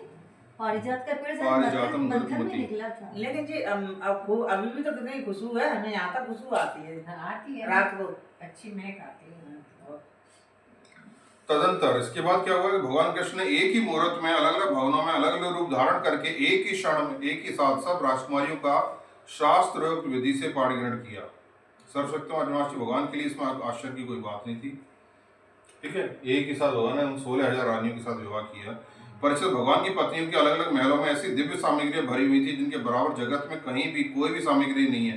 फिर अधिक की तो बात ही क्या, उन महलों में रहकर मति गति के परे की लीला करने वाले अविनाशी भगवान कृष्ण अपने आत्म आनंद में मग्न रहते हुए लक्ष्मी के अंश स्वरूप उन पत्नियों के साथ रहते थे, जैसे कि कोई मनुष्य साधारण मनुष्य घर गृहस्थी में गृहस्थ धर्म के अनुसार आचरण करता है। वे सभी भगवान की सेवा करती थी वे रानियां, और अपने हाथों से सब भगवान की सेवा करती थी, पैर धोआती थी, उनको पंखा जलती थी, इत्र फूले चंदन लगाती थी, फूलों के हार पहनाती थी, केश संवारती तब थी, लाइट तो थी नहीं है।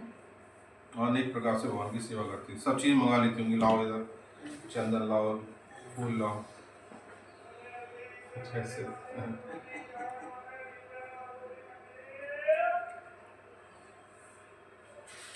ये भगवान के जो है विवाह की जो है लीला हुई। इसके बाद तो टाइम भगवान कितना हो गया?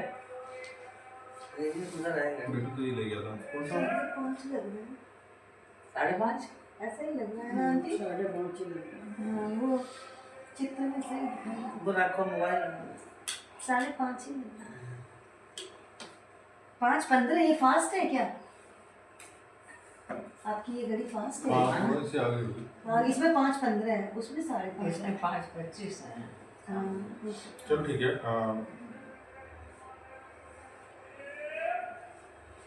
तो ये ऐसे ही लगभग लीला एक वो होती है रामायण की जिसमें कि सीता जी कहती है कि मुझे सोने का मृग चाहिए, है ना। तो ऐसे ही लगभग मिलती जुलती लीला वहाँ हो जाती है। और जहाँ पर भी ऐसे हुआ वहाँ मुसीबत हो गई है, वहीं पे लड़ाई झगड़ा होगा। हाँ, तो यानी सोने का मृग ये भी तो अब दूसरे तरीके से सोचा तो ये इसका मतलब अलग निकलता है।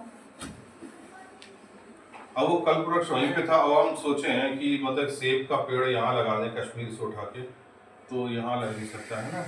वो तो खैर भगवान है तो वो कहीं भी कुछ भी कर सकते हैं, लेकिन वो सरकारी पारिजात लिखा हुआ है तो पारिजात का वृक्ष था। अयोध्या जी में तो लगाया है अयोध्या जी में तो लगाया वहाँ भी लगाया गया। जितने पौधे हैं आज के टाइम में वो अपनी सारा मतलब सुंदरता पहले के मुकाबले बहुत खो चुके हैं। कोई आज से मतलब 500 साल पहले का व्यक्ति अगर आज के टाइम आ जाए वो कहेगा ये सब क्या है ना, ये छोटे छोटे पौधे हैं ना, इन फूलों में कोई खुशबू नहीं, है सब तो ना। वहाँ का ही लाया हुआ सब हमारे हिंदुस्तान में फैला है। तो जो अपनी मिट्टी, हाँ वही तो, वही पारिजात से भी कहीं पाए जाते होंगे। और कली पे आते आते मतलब उसकी मतलब की क्वालिटी थोड़ी गिर गई गिर होगी, गए ना। जो है अलग अलग तरह की पारिजात जब की इंसान वैरायटी में होगी। कुछ नहीं बचा और हमारे अंदर कोई कला नहीं है, बिल्कुल हम लोहा हो, जैसे लोहा की औकात है उतने हैं, लोहे के बराबर है अभी। उसका रीजन ये कि प्रकृति है और प्रकृति मतलब उठती है, प्रकृति में बदलाव आते हैं ना। और प्रकृति उठती है गिरती है, अगर हम प्रकृति के साथ रहे तो हम मतलब प्रकृति के साथ ही, जैसे प्रकृति उठ रही थी एक युग में उठती है फिर इस कलयुग में नीचे गिरती है, तो हम भी वैसे ही नीचे की तरफ गिरते हो। लेकिन हम अगर उस ब्रह्म तत्व में अगर स्थित हो गए, फिर चाहे कोई भी युग हो, हाँ। फिर चाहे कोई भी युग हो, आप उस ब्रह्म तत्व में स्थित हो गए तो, है ना। लेकिन हम लोग के साथ में लोग होते हैं आज के टाइम के हिसाब से दो चार करना पड़ता है, भ्रष्टाचार करना पड़ता है, ये लोग बोलते हैं ना, मतलब वो आज की प्रकृति के हिसाब से उसी में लीन हो गए हैं। तो फिर क्या होता है कि वो प्रकृति तो नीचे ही जा रही है, तो उसके साथ लीन हो गए तो वैसे ही जाएंगे। तो ऐसे है। और लोगों की बेचैनी बढ़ गई है, कहीं पे भी नेक देर खड़े नहीं हो सकते, कहीं पे भी जो है थोड़ी देर में उन्हें कुछ ना कुछ चाहिए। कहीं भी कुछ भी तपस्या करने का वो आए तो वो परेशान हो जाते हैं कि अरे हम मतलब 4 घंटे से यहाँ बैठे हैं, है ना। पहले लोग घंटों से इंतजार करते थे, अब उतना भी नहीं होता है। पहले हजारों साल करते थे तपस्या, तब कहीं फल मिलता तो बड़ा मुश्किल से आसान काम मिलता।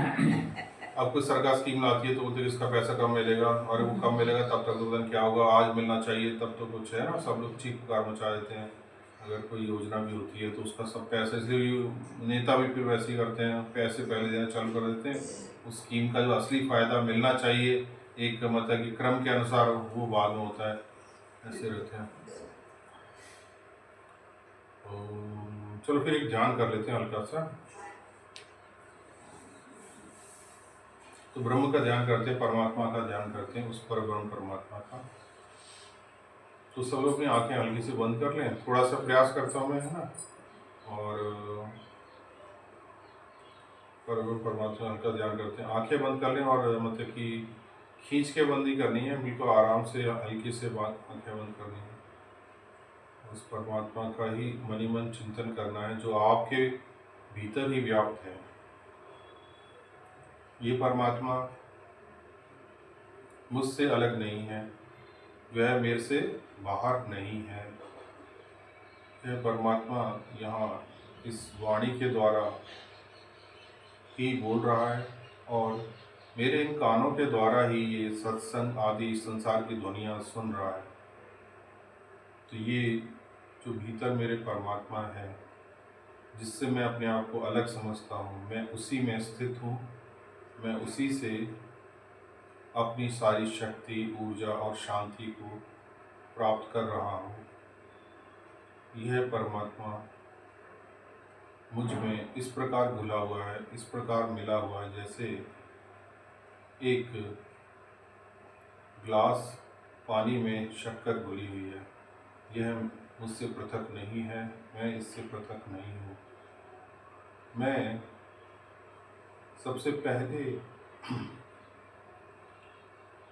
स्टेप में ही यह गलती कर रहा हूँ कि मैं इसे ढूंढने का प्रयास करने के लिए किसी साधना या किसी अन्य स्थान पर जाने की चेष्टा करने का संकल्प करता हूँ, क्योंकि यह संकल्प अंदर भगवत क्रांति का जो आता है वह मेरे भीतर बैठे भगवान के कारण ही आता है। वो परमात्मा इतना नज़दीक है कि वह ही यह संकल्प करता है। इसीलिए कहीं और जाने की अपेक्षा सबसे पहले उसे जिसने ये संकल्प पैदा किया है वह मेरे भीतर है, उसे ही जानने का प्रयास करें। यह इसी प्रकार है जैसे आपने कोई शर्ट पहनी या कोई कपड़ा ऐसा पहना जिसमें बटन है बहुत सारे, लेकिन आपने पहला बटन ही गलत लगा दिया, तो आप सबसे पहला बटन सही नहीं लगाएंगे तो उसके आगे आने वाले सारे बटन गलत लगेंगे। इसीलिए आप सबसे पहले बटन पर ध्यान दें। सबसे पहला कार्य आपको यही करना है कि मैं परमात्मा से अलग नहीं हूँ, परमात्मा की परम कृपा है। मेरी ये देह पंच महाभूत की बनी हुई है। ये देह तो एक मृत समान एक जड़ है। इस देह में एक जीवन है, एक चेतना है। यह ही उस परमात्मा का प्रमाण है। तो यह आपके लिए एक बहुत ही सुखद समाचार है कि वह परमात्मा कहीं किसी मूर्ति में कहीं कहीं दूर आपसे कहीं बैठा है, ऐसा नहीं है। वह सबसे पहले तो यहीं पर है और बाकी आप जहाँ भी समझते हो वहाँ पर उन सबको समेटे हुए हैं। लेकिन ठहरो, पहले बाहर जाने की अपेक्षा आप सबसे पहले यही विचार करो कि मैं उसी में स्थित हूँ, उसके बेहद नज़दीक हूँ, उसी में ही बैठा हूँ, उसी के साथ ही हूँ। मेरा उससे कोई भी वियोग न कभी हुआ था, न है और न रहेगा। यह केवल मेरी जड़ता, मूर्खता और मेरे अज्ञान के कारण, इस अविद्या और इस माया के तेज के कारण ही यह ऐसा प्रतीत होने लगा कि अब मुझे परमात्मा को प्राप्त करना है, अब मुझे फलानी वस्तु को देखना है, अब मुझे अपने देह के संबंधियों से यह सुख प्राप्त करना है और उन सब के लिए कार्य करना है। ये सारे संकल्प मेरे सब बराम में हैं, बाहर के हैं। वे सब मुझसे ही प्रकट हुए हैं। मैं पहले से ही ईश्वर में स्थित हूँ, ईश्वर से भिन्न नहीं हूँ। ईश्वर सदा मुझको प्रकाशित करते हैं। मैं जीव भाव में आकर इस संसार को भोग सामग्रियों का एक संग्रह समझकर इसमें से अमुक अमुक भोगों को इकट्ठा करके उनसे प्रसन्न होने की चेष्टा कर रहा हूँ। और जिन बाहर की वस्तुओं में जाकर मैं आनंद प्राप्ति की और सुख पाने की चेष्टा करने का प्रयास कर ही रहा था, वह सुख का देने वाला मेरे अंदर ही शामिल है। वह मेरे भीतर भी है, वह मेरे बाहर भी है।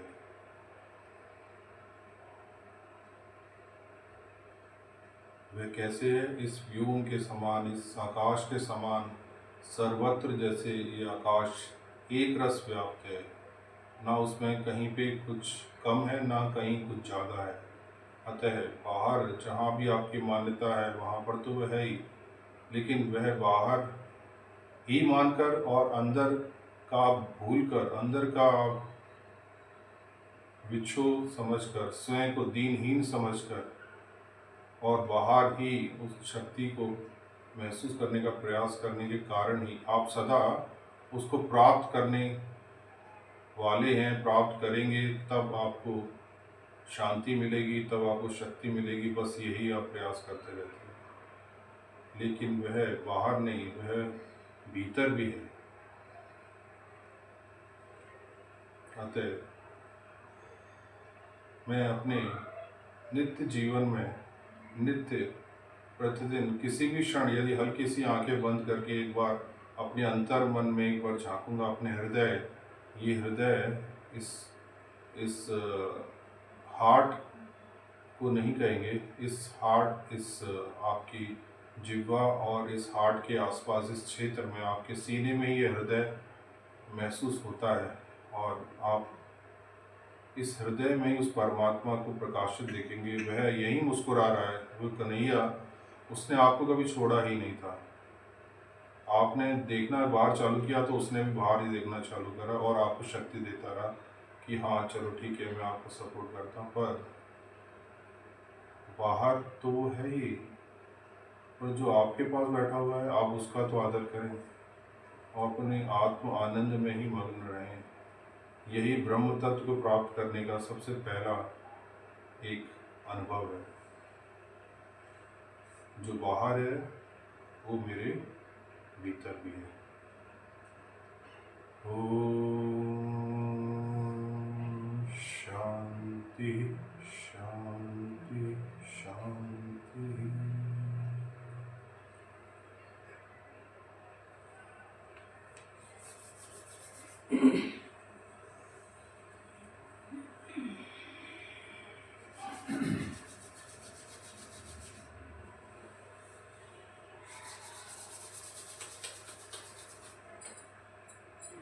कैसे शांति महसूस हो रही है?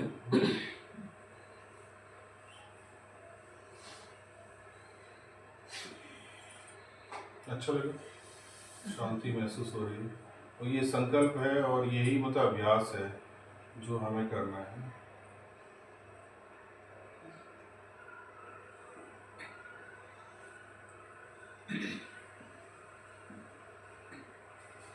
समस्या वही है कि सबसे पहला बटन ही गलत लगता है और उसके बाद फिर सारे बटन गलत लगते जाते हैं।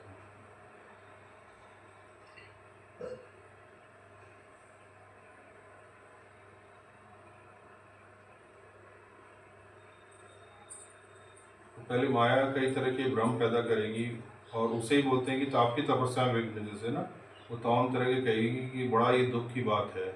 वो काफ़ी दुख प्रकट करेगी कि आप इस रास्ते पे चल पड़े, ये बड़े दुख की बात है। आपकी खुद की देह छूट रही है, आपके सगे संबंधी आपसे छूट रहे हैं, सबका मोह वो पैदा करने की कोशिश कर रही है ना। तो वो सबसे पहले ये भ्रम, मोह जिसे कहते हैं ना, तमाम तरह के ये सब अटैक होंगे। इसे ही बोलते हैं कि तपस्या में विघ्न। तपस्या में यही मोह माया और तमाम तरह के जिसे कहते हैं ना भूत का अटैक, भूत पिशाच का अटैक, यानी कि वही जो आपका भूत है, आप जिसको लेके ढो रहे थे ना, तो वह अटैक करता है कि अरे आपका एक पास्ट था और आपका एक वर्तमान भी है। तो आप भूत भविष्य वर्तमान से परे उस परमात्मा में व्याप्त हैं। हम अपने आप को वर्तमान में और मरने वाला समझ के ही जीते हैं कि मैं अभी जी रहा हूँ और कुछ दिनों बाद चला जाऊँगा, फिर मेरे बच्चे करेंगे। आपका ना कभी कोई भूत था, ना आपका भविष्य है, ना आपका वर्तमान है। आप हमेशा से थे, हमेशा हो और हमेशा ही रहोगे। हाँ सर, आप ही सनातन हो। लेकिन आप ये तब समझते हैं जब भगवान से अलग हो। भगवान से आप अलग ही नहीं हो, ये आप ही डिसाइड कर लेते हो कि मुझे कुछ दिनों के बाद मरना है। तो फिर आपको जो है, भगवान तो ये चाहते ही नहीं, भगवान तो ऐसे चाहते नहीं कि आपकी भी वृद्धावस्था आए, आपकी भी मृत्यु आए। लेकिन हम ही ये चॉइस करते हैं एक्चुअली, और इसी माया मोह के कारण।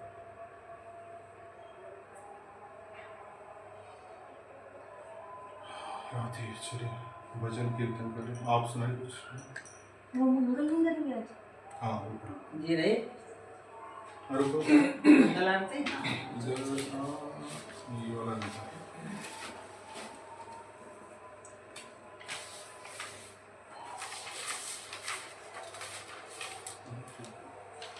तीन ही है क्या?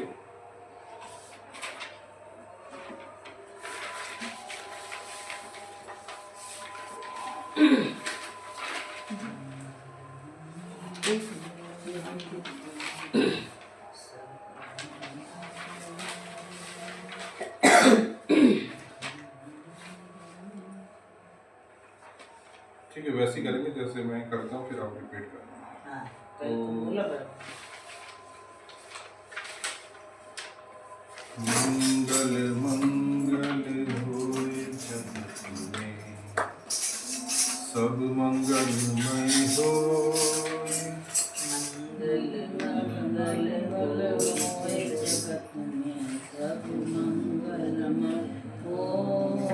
धरती के हर प्राणी का मन मंगलमय हो।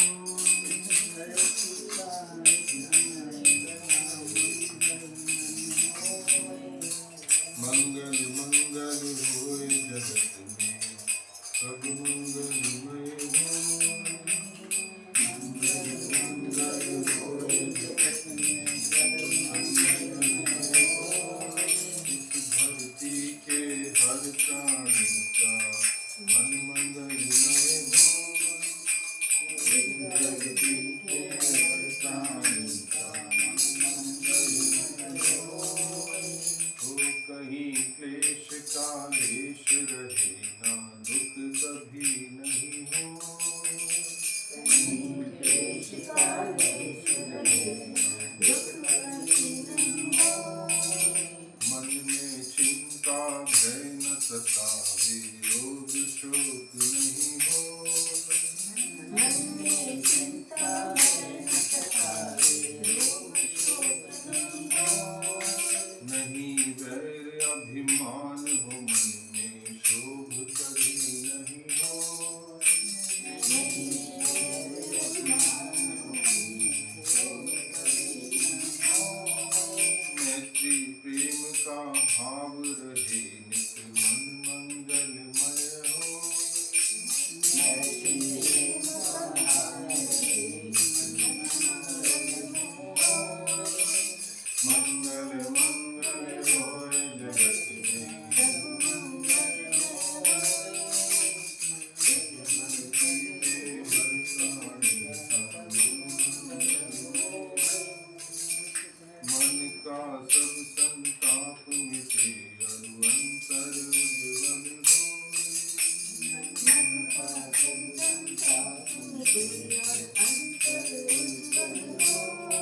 राग द्वेष और मोह मिट जावे आत्म निर्मल होए। राग द्वेष और मोह मिट जावे आत्म निर्मल होए। प्रभु का मंगल गान करे सब पापों का क्षय होए। प्रभु का मंगल गान करे सब पापों का क्षय होए। इस जग के हर प्राणी का हर दिन मंगलमय हो। इस जग के हर प्राणी का हर दिन मंगलमय हो।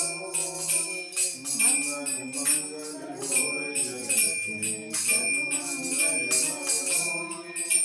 इस धरती के हर प्राणी का मंगलमय होए। गुरु हो मंगल प्रभु हो मंगल धर्म सुमंगल होए। गुरु हो मंगल प्रभु हो मंगल धर्म सुमंगल होए। मात पिता का जीवन मंगल परिजन मंगल हो। मात पिता का जीवन मंगल परिजन मंगल हो। जन का मंगल गण का मंगल मन का मंगल हो।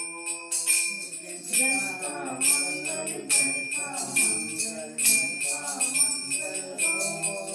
राजा प्रजा सभी का मंगल धरा धर्ममय हो। राजा प्रजा सभी का मंगल धरा धर्ममय हो। मंगल मंगल होए जगत में सब मंगलमय होए। इस धरती के हर प्राणी का मन मंगलमय होए। मंगलमय हो प्रात हमारा रात सुमंगल हो।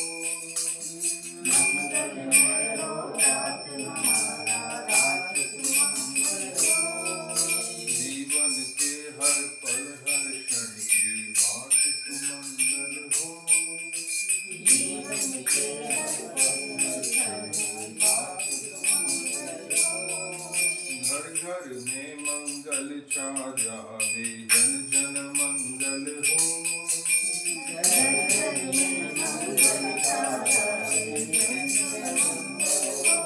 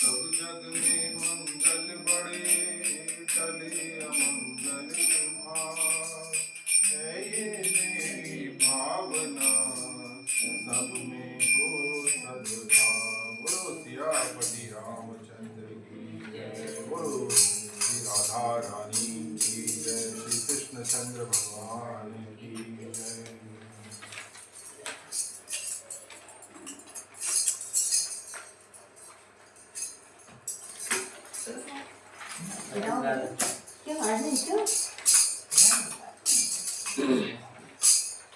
तुम गाती हो। जुग जुग जीवेरी यशोदा मैया तेरो ललना, जुग जुग जीवेरी यशोदा मैया तेरो ललना, तेरो ललना नंद रानी तेरो ललना, तेरो ललना नंद रानी तेरो ललना, जुग जुग जीवेरी यशोदा मैया तेरो ललना, जुग जुग जीवेरी यशोदा मैया तेरो ललना। बड़े भाग से यशोदा मैया ऐसो सुख तन जायो, पूरन ब्रह्म जगत को स्वामी छोटन गोद खिलायो। बड़े भाग से यशोदा मैया ऐसो सुख तन जायो, पूरन ब्रह्म जगत को स्वामी छोटन गोद खिलायो। हो जाको मंगवा दे पलनवा तेरो ललना, जाको मंगवा दे पलनवा तेरो ललना, जुग जुग जीवेरी यशोदा मैया तेरो ललना, तेरो ललना नंद रानी तेरो ललना, तेरो ललना नंद रानी तेरो ललना, जुग जुग जीवेरी यशोदा मैया तेरो ललना। धन्य घड़ी जब होए यशोदा मैया कह के बुलावे, तो नुपुर बांध दो चरणन में घुटवन घुटवन डोले।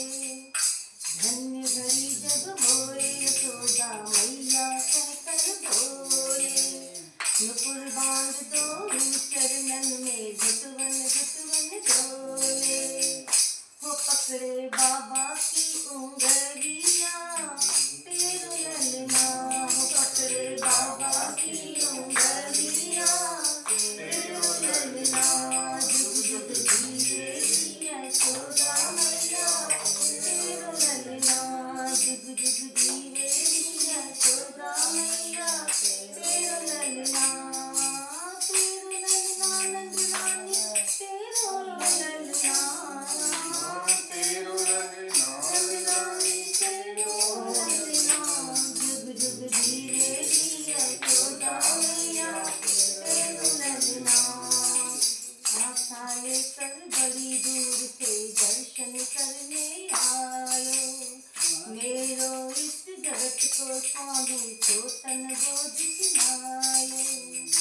आशा लेकर बड़ी दूर से दर्शन करने आयो, मेरो इष्ट जगत को स्वामी छोटन गोद खिलायो। परे दर्श बिने कलना तेरो ललना, परे दर्श बिन कलना तेरो ललना, जुग जुग जीवेरी यशोदा मैया तेरो ललना, जुग जुग जीवेरी यशोदा मैया तेरो ललना, तेरो ललना नंद रानी तेरो ललना, तेरो ललना नंद रानी तेरो ललना, जुग जुग जीवेरी यशोदा मैया तेरो ललना। जय राधे राधे। बहुत ही अच्छा, आनंद कर दिया आपने। मैं ये कार्तिक के महीने में गाना चाहती थी, पर कार्तिक का महीना आपने रखा ही नहीं प्रोग्राम। अच्छा कहाँ बहुत मिस हुआ ना हाँ, कार्तिक वो के महीने। दामोदर वाली भी आरती गा सकते थे, दामोदर अष्टकम। दामोदर अष्टकम। आपको मैंने फोन किया था ना, अर्चना आई हुई थी कहाँ? यहाँ आगरा में, तो उसने मुझे फोन किया था कि अगर आंटी कीर्तन हो तो मुझे बता देना, लेकिन आज की ट्रेन थी उसकी 6 बजे की, तो उसने मना कर दिया। मैंने कहा वो अर्चना है बगल में। नीचे रह गई। हाँ वो मुझसे कह रही थी कि अभी भी होता है क्या, मैंने कि अभी पिछली बार से तो हो नहीं रहा, 2-3 बार से, अगर आज हुआ तो मैं कॉल कर दूंगी। आपने कॉल किया तो मैंने ऐसा कहा आपको नंबर तो आप ही कर दो क्योंकि मैं कपड़े धो रही थी। आपने कहा नहीं मेरे पास नहीं है, तो मैंने उसको किया तो उसने बोला कि मेरी शाम की ट्रेन है तो मैं नहीं आ पाऊंगी, पहले वो आने का प्रोग्राम बना ली। अच्छा मुझे बहुत अच्छा लगा, मैंने आना था। बोल रही थी फिर कभी यार तो आना। हाँ हाँ फिर सैटरडे को तो रखते ही हैं अभी मकान के इसके चक्कर में। नहीं वो कोई बात नहीं है, वो आएगी, अगली बार बोल दिया फरवरी में आएगी। पूछ रही थी वो कि अभी भी होता है, फिर से मैंने कहा आते हैं भैया, मैंने कहा हाँ होता है। हाँ इनके यहाँ भी नीचे रहती है। अच्छा। अब नहीं है, वो चली गई क्या? हाँ आंटी बहुत बदली हो गई। दूसरे किराएदार आते हैं। आज अपनी बेटी आई अभी है, अपने वो यहाँ पे खेल रही थी बच्चों की। उनकी बात पूछा भी था। नहीं नहीं ट्रेन होती है, आ नहीं सकती वो, दिन में आई होगी वो, दिन में दोपहर में आई होगी, वो यहाँ ट्यूशन में मिलने आने की बोल रही थी। अभी लड़कियों के साथ जा रही थी। थोड़ी ये बात तो मैंने कहा दूर नगरी बड़ी दूर नगरी। हाँ वो कौन सा कोई और है? हैं? कोई और है? नहीं नहीं, ये पुराने वाले हैं, बहुत सारे भजन वो देख रहा हूँ। ऐसो रास रचो वृंदावन। तो अभी गा लो तो देर हो जाएगी। देर हो नहीं, कीर्तन ही कर लेते हैं। ये एक बजा ना और जानती ये छोटा सा है दूर नगरी। हाँ, ये वही कह रही है। इनको देखो। नहीं मैं तो पढ़ती हूँ। इनको भी आता है गाओ। हाँ इनको भी आता है गाओ। कैसे आऊं मैं कन्हैया, कैसे आऊं मैं कन्हैया। गाता तो मैं भी, पर इसमें लिरिक्स वैसे हैं लेडीज दही यहाँ से शुरू करते हैं। अपनी कमरिया कैसे लचकाएं। दूर नगरी बड़ी दूर नगरी, दूर नगरी बड़ी दूर नगरी, कैसे आऊं कन्हैया, कैसे आऊं कन्हैया, दूर नगरी बड़ी दूर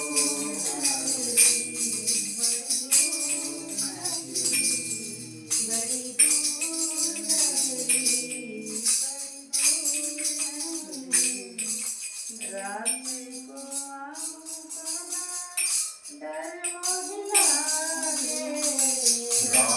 को आऊं कान्हा, डर मोहे लागे। दिन को आऊं तो देख सारी नगरी।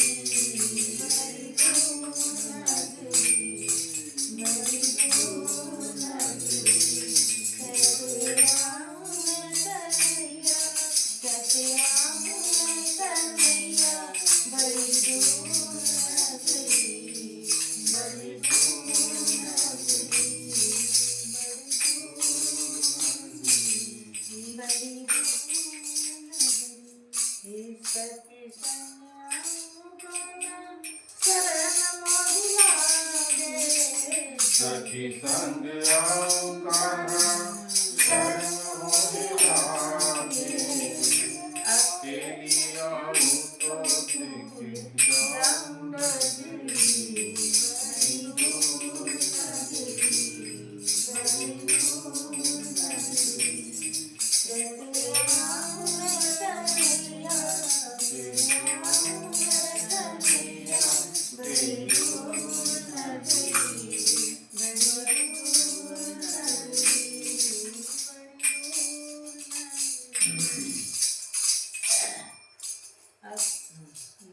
अच्छा धीरे धीरे चालू तो कमर मोर लचके, धीरे धीरे चालू तो कमर मोर लचके, झटपट चलूं तो डर खाए डरनी, बड़ी दूर नगरी, बड़ी दूर नगरी, कैसे आऊं मैं कन्हैया, कैसे आऊं मैं कन्हैया, तेरी दूर नगरी, बड़ी दूर नगरी, बड़ी दूर नगरी।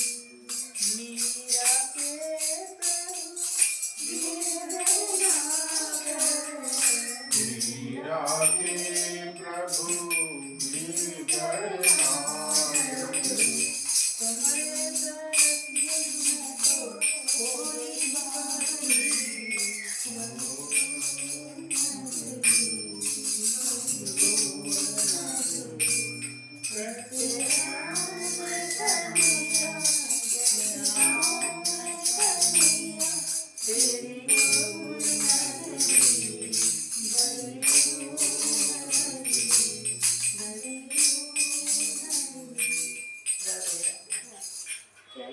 कीर्तन थोड़ा सा करो। जय श्री कृष्ण चैतन्य प्रभु नित्यानंदा श्री अद्वैत गदाधर श्रीवासादि गौर वृंद। बोले श्री चैतन्य महाप्रभु की जय। श्री कृष्ण हरे कृष्ण कृष्ण कृष्ण हरे हरे हरे राम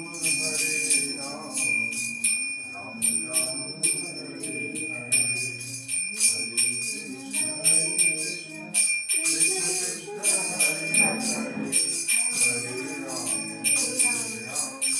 राम राम हरे हरे कृष्ण कृष्ण कृष्ण हरे हरे हरे राम राम राम हरे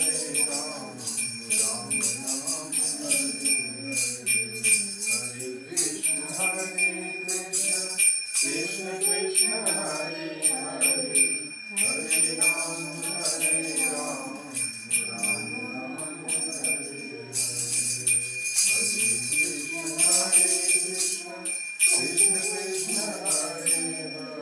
हरे कृष्ण कृष्ण कृष्ण हरे हरे हरे राम राम राम हरे हरे हरे कृष्ण कृष्ण कृष्ण हरे हरे हरे राम राम राम हरे हरे हरे कृष्ण कृष्ण कृष्ण हरे हरे हरे राम राम हरे हरे हरे कृष्ण कृष्ण कृष्ण हरे हरे हरे राम राम हरे हरे हरे कृष्ण कृष्ण कृष्ण हरे हरे हरे राम राम हरे हरे हरे कृष्ण कृष्ण कृष्ण हरे हरे हरे राम राम हरे हरे हरे कृष्ण कृष्ण कृष्ण हरे हरे हरे राम राम हरे हरे हरे कृष्ण कृष्ण कृष्ण हरे हरे हरे राम राम हरे हरे कृष्ण कृष्ण कृष्ण हरे हरे हरे राम राम हरे हरे हरे कृष्ण कृष्ण कृष्ण हरे हरे हरे राम राम हरे हरे हरे कृष्ण कृष्ण कृष्ण हरे हरे राम राम हरे हरे हरे कृष्ण कृष्ण कृष्ण हरे हरे हरे राम राम हरे हरे हरे कृष्ण कृष्ण कृष्ण हरे हरे हरे राम राम हरे हरे हरे कृष्ण कृष्ण कृष्ण हरे हरे हरे राम राम हरे हरे हरे कृष्ण कृष्ण कृष्ण हरे हरे हरे राम राम हरे हरे हरे कृष्ण कृष्ण कृष्ण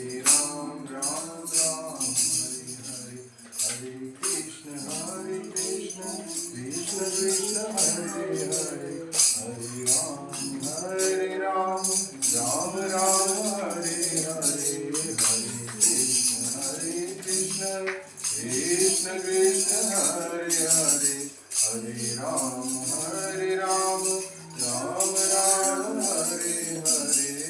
हरे कृष्ण कृष्ण कृष्ण हरे हरे हरे राम राम हरे हरे हरे कृष्ण कृष्ण कृष्ण हरे हरे हरे राम राम हरे हरे हरे कृष्ण कृष्ण कृष्ण हरे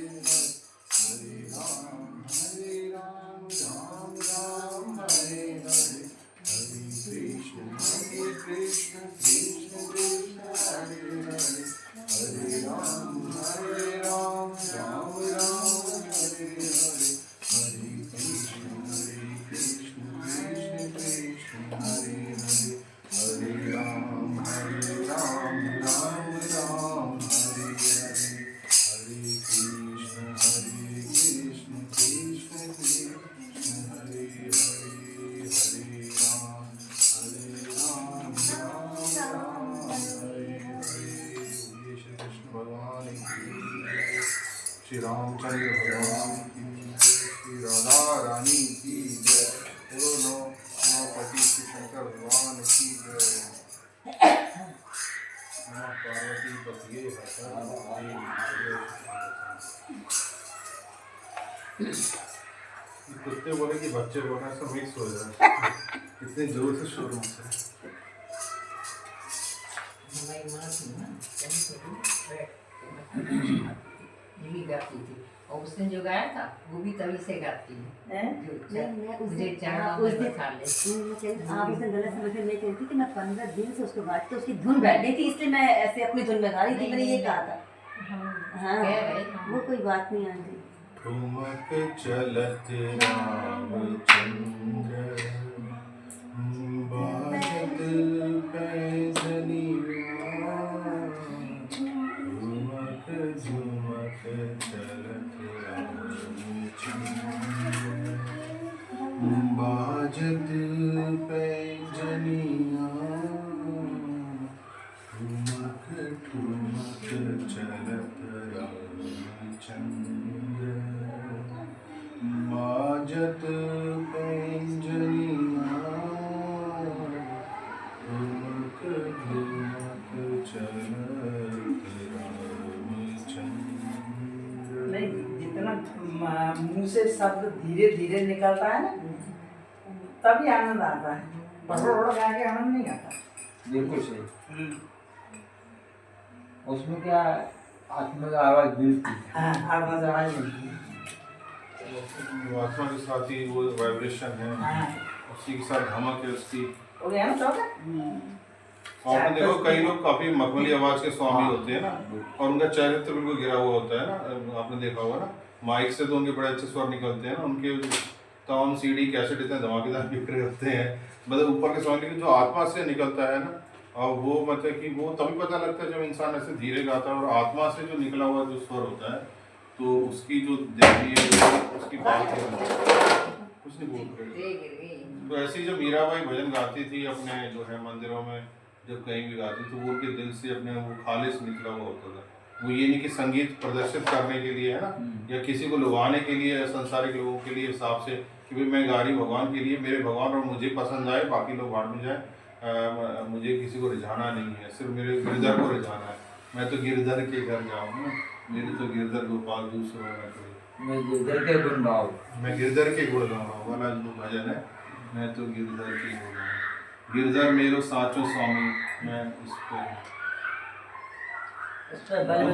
पर बलि बलि जाऊँ, उनको नित्य नित्य ले जाऊँ, ऐसे करके है ना भजन। तो जो है बहुत ही सुंदर हो।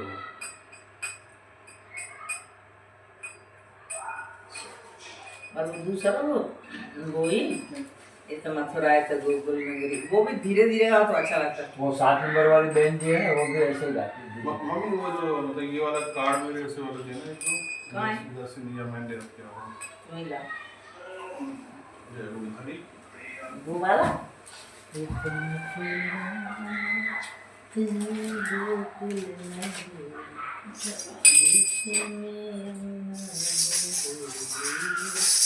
कन्हैया तेरी मुरली बाजे धीरे धीरे, दो वाला है। ये है कि अलग से समय निकाल के ये मतलब कि ना मेडिटेशन का, वेलनेस का ना,